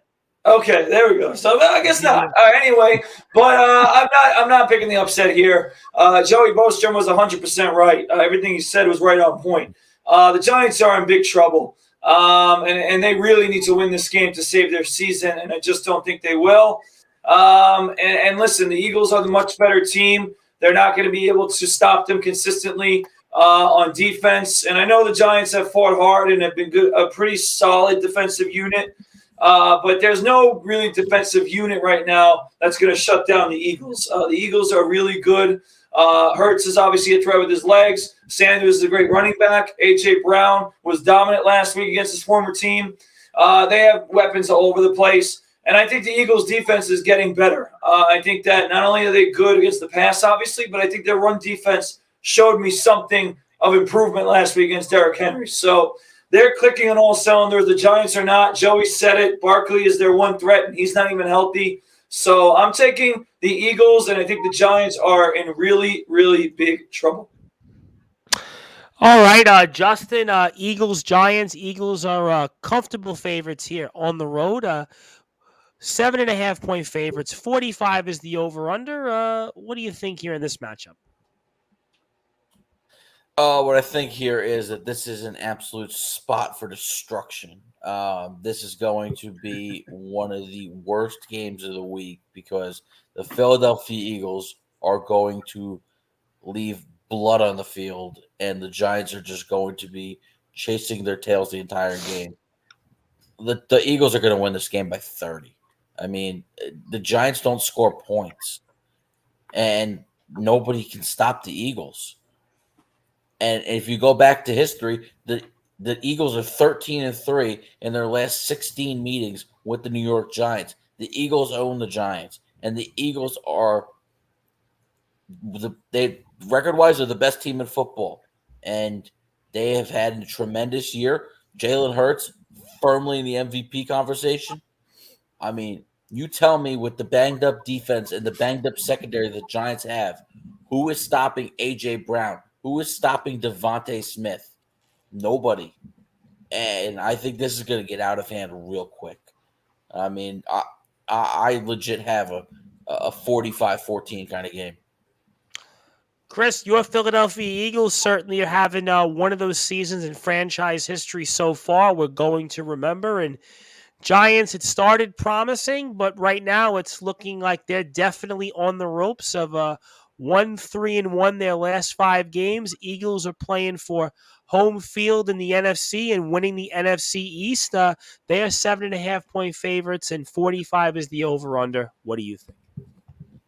Hey, hopefully it goes the way Justin's saying. It's going to be a blowout. I think it's going to be a little tighter just because of the bad weather. You know, maybe it just becomes a run game. You know, maybe it gets messy with a couple of turnovers here and there. But Philly should win this one. Even if it's just a running game, they have probably the best running game in the NFL, and they're going to run all over the Giants. So I'll say the Eagles are going to win, and they should cover. All right, and before we get to closing thoughts, let's get to some people. John Gonzalez says Saquon not playing, go with the Birds. Ron Laird says Giants fresh off kissing their sister. Wasn't that the old adage they would say when there would be hockey ties? I'm pretty sure. Wasn't that what they would say? You're kissing your sister in hockey ties. I think that was. Eagles will win. Brute, the only upset you're having is an upset stomach. Watching me making you look bad yet again this weekend. Well, we're going to find out in the standings, right? We're going to find out next week on Sportswire in terms of how many games you guys pick differently. That's how we'll know. I believe it was like 2 or 3. So, All right. my goal here is that you got to trim a little bit by week. We got to start. Well, you're running out of time, so at best you can only trim 2 games. So we'll see. We'll see where it all ends up. But obviously, those were our picks, and I'm going to go here with the Philadelphia Eagles. I think the Eagles win a low-scoring game, 21-14. I also think because the Eagles and Giants is a rivalry game, and I also think the weather will be very bad. I think those conditions mean that both quarterbacks aren't going to do much with the ball. It's going to be a battle of defenses, and I do think that the Giants will play hard, but I think that the Eagles kind of scratch out a victory here. 21-14, something like it. It'll be about time of possession and who has the ball more in the second half. And I kind of think the Eagles are going to win that game because usually in the second half, if you've noticed the Eagles wins, that's how they've done it. Whether it was the Colts game, whether it was the Titans game last week, and even the other games early in the year that they won were similar reasons. So I'm going to say Philly wins, and Philly continues their season that they're having on a run possibly to a Super Bowl. But those were our picks, and obviously you can let us know what you think on our Facebook page at Sportswire Radio. We're also sportnarium.com/player and Sports Report X on Facebook and YouTube. We have a page as well at Sportswire Radio where we replay all these shows. Or they're on Facebook as well at my page at Tom Bryce. So we're going to get to everybody's closing thoughts here because it is getting to that time. And Joey Bosham, I'm going with you first. So I'm going to give you some closing thoughts. Anything you want to plug, share, or say, and hope to have you back more often. Enjoyed it. And just make sure next time phone doesn't ring. And floor is yours, my friend, and fire away. I apologize again. Yeah, thank you so much, man. I've been looking forward to this for a while. Come on and talk football with you guys. A little nervous because I don't do video chats a lot, but it was a lot of fun. Hopefully we get some good games. Army and Navy tomorrow at 3 o'clock. Yes, good point. Good That's point. always a good one. It's just a lot of fun. You guys know I watch every week, or I try to, and I comment and all that. But it was a lot of fun tonight. I think all you guys are on my social media, so I don't need to. I don't need. Well, you should plug it because there's other people that watch that may not know your social media. So where can people find you?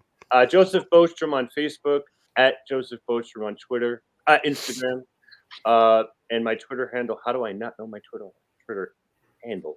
I think it's the same thing. Joseph Bostrom, at Joseph Bostrom on Twitter. Thank you guys again. Hopefully, I can come on for a couple more weeks and do football. Yes, absolutely. Next week we're picking for football season. We have almost 2 more months left of football. So because of the extra week, there are more games. So I'm looking forward to it. And thank you so much for having me. I really, really appreciate it. All right, and it's at Joseph Bostrom on Twitter. And before I get to Chris, Anthony Finkel says, my final thought is that last week I was flipping between the Jets and Vikings and the Giants and Commanders games. What stood out most was how different the Minnesota Stadium was compared to MetLife.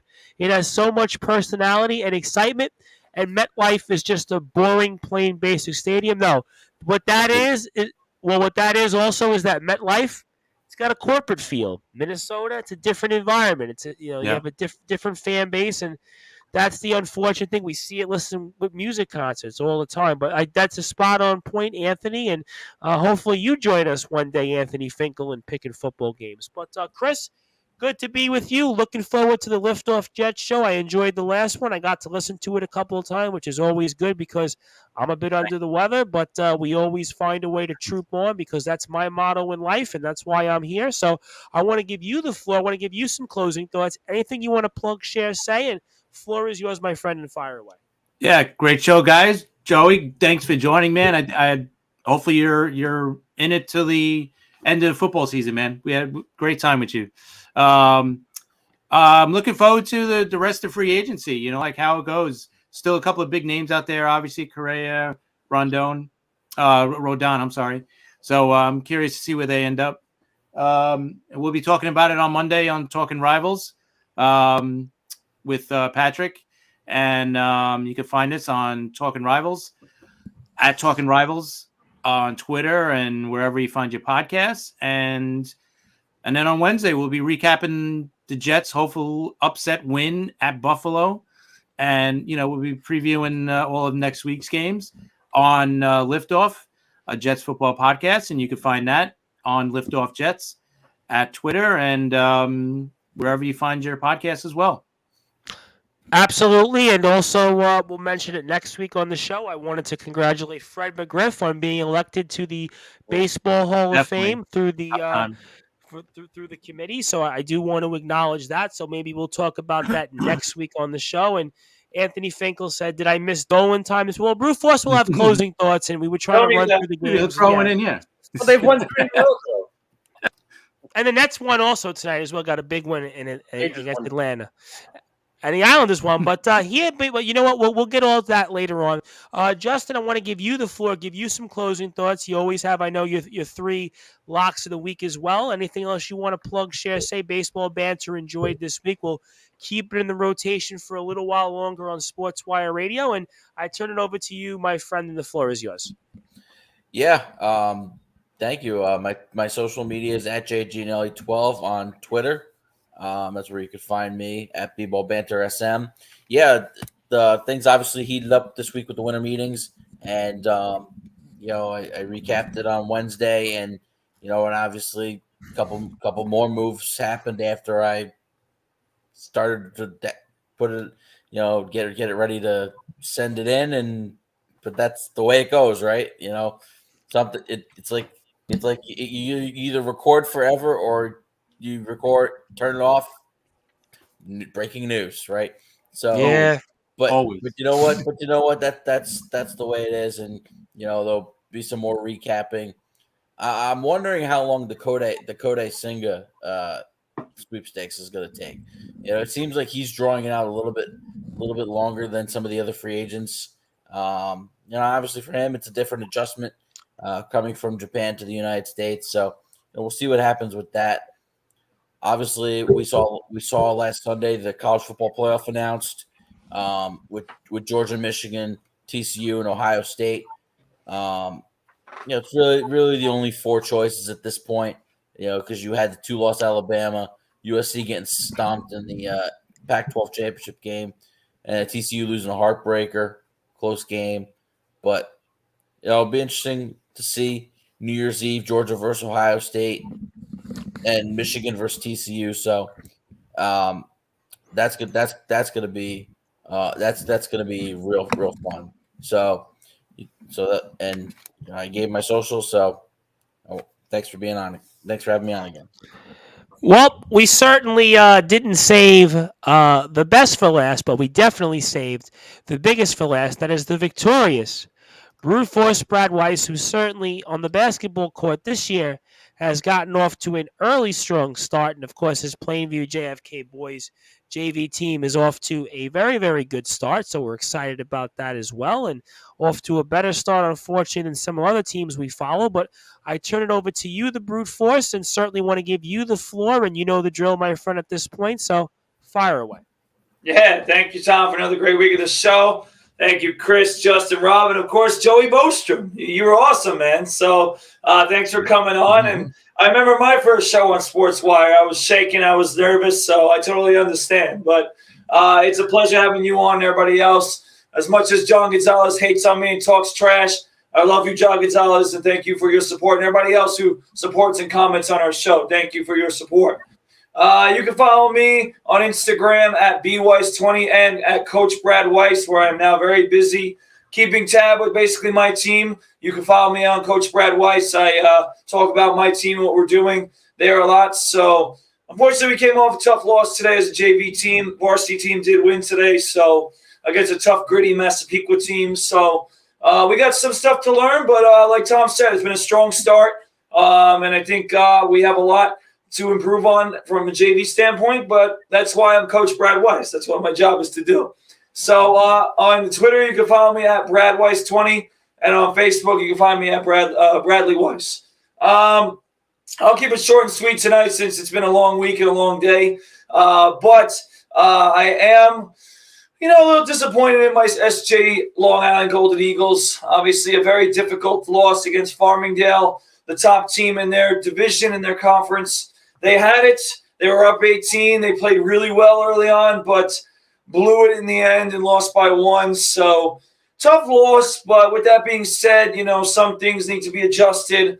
And hopefully a return of Alec Tapita after the Christmas break will propel this team in the right direction. So I'm hoping for that. But it was a tough loss over at Farmingdale. And like I said, I'm really happy with the way the season's going so far for Plainview. I'm really excited for a lot of things except for the New York Knicks. Everything else for the most part is exciting between baseball, football. I'm looking like I'm going to make my fantasy playoffs in both of my leagues. So I'm really excited about that as well. So we're looking forward to all that. And since you guys want to hear it, I'll just say quickly, I don't give a damn if the New York Knicks have won 3 straight games. They've beaten the Charlotte Hornets tonight, who don't have ball, and they're 12 games on the 500. They beat the Atlanta Hawks with DeJounte Murray getting hurt and the whole team, John Collins hurt. I mean, they're missing multiple players. And then they beat the Cavaliers, who stunk up the joint, and they were horrible. So don't you dare come to me and say, oh, the New York Knicks are hot. They're on fire. They're rolling all cylinders. But they beat Cleveland. Cleveland's a good team. They beat Cleveland. Stop. Cleveland played horrible, and they were missing some pieces as well. They're missing their big guy, Allen. I mean, stop it. Don't you come to me and start hyping me up about the New York Knicks and all that, okay? Please. They're still mediocre. They're still bad. They're still not making the playoffs. They might make the play-in, which is great because they love talking about the 10 seed here in New York all of a sudden. What the hell's the 10 seed? You get in the play-in and you're not the playoffs. So ultimately, that's the Dolan time I'll give you tonight because I'm done. My voice is going off because I've been yelling all. Yeah, I'm close to it because I've been sick for 2 Yeah, years. I've been yelling all week. Yes, Tom, I yelled at some refs today. They made some bad calls. So I certainly am doing that, and I am not done because I have to coach the next 2 days as well. So I know the feeling. So thank you guys for another great week. Looking forward to next week as well. Listen, a lot of great things going, and the Knicks won't let me down. They'll continue to be trash, but I'm very disappointed that we had to come on here. This is my final thought.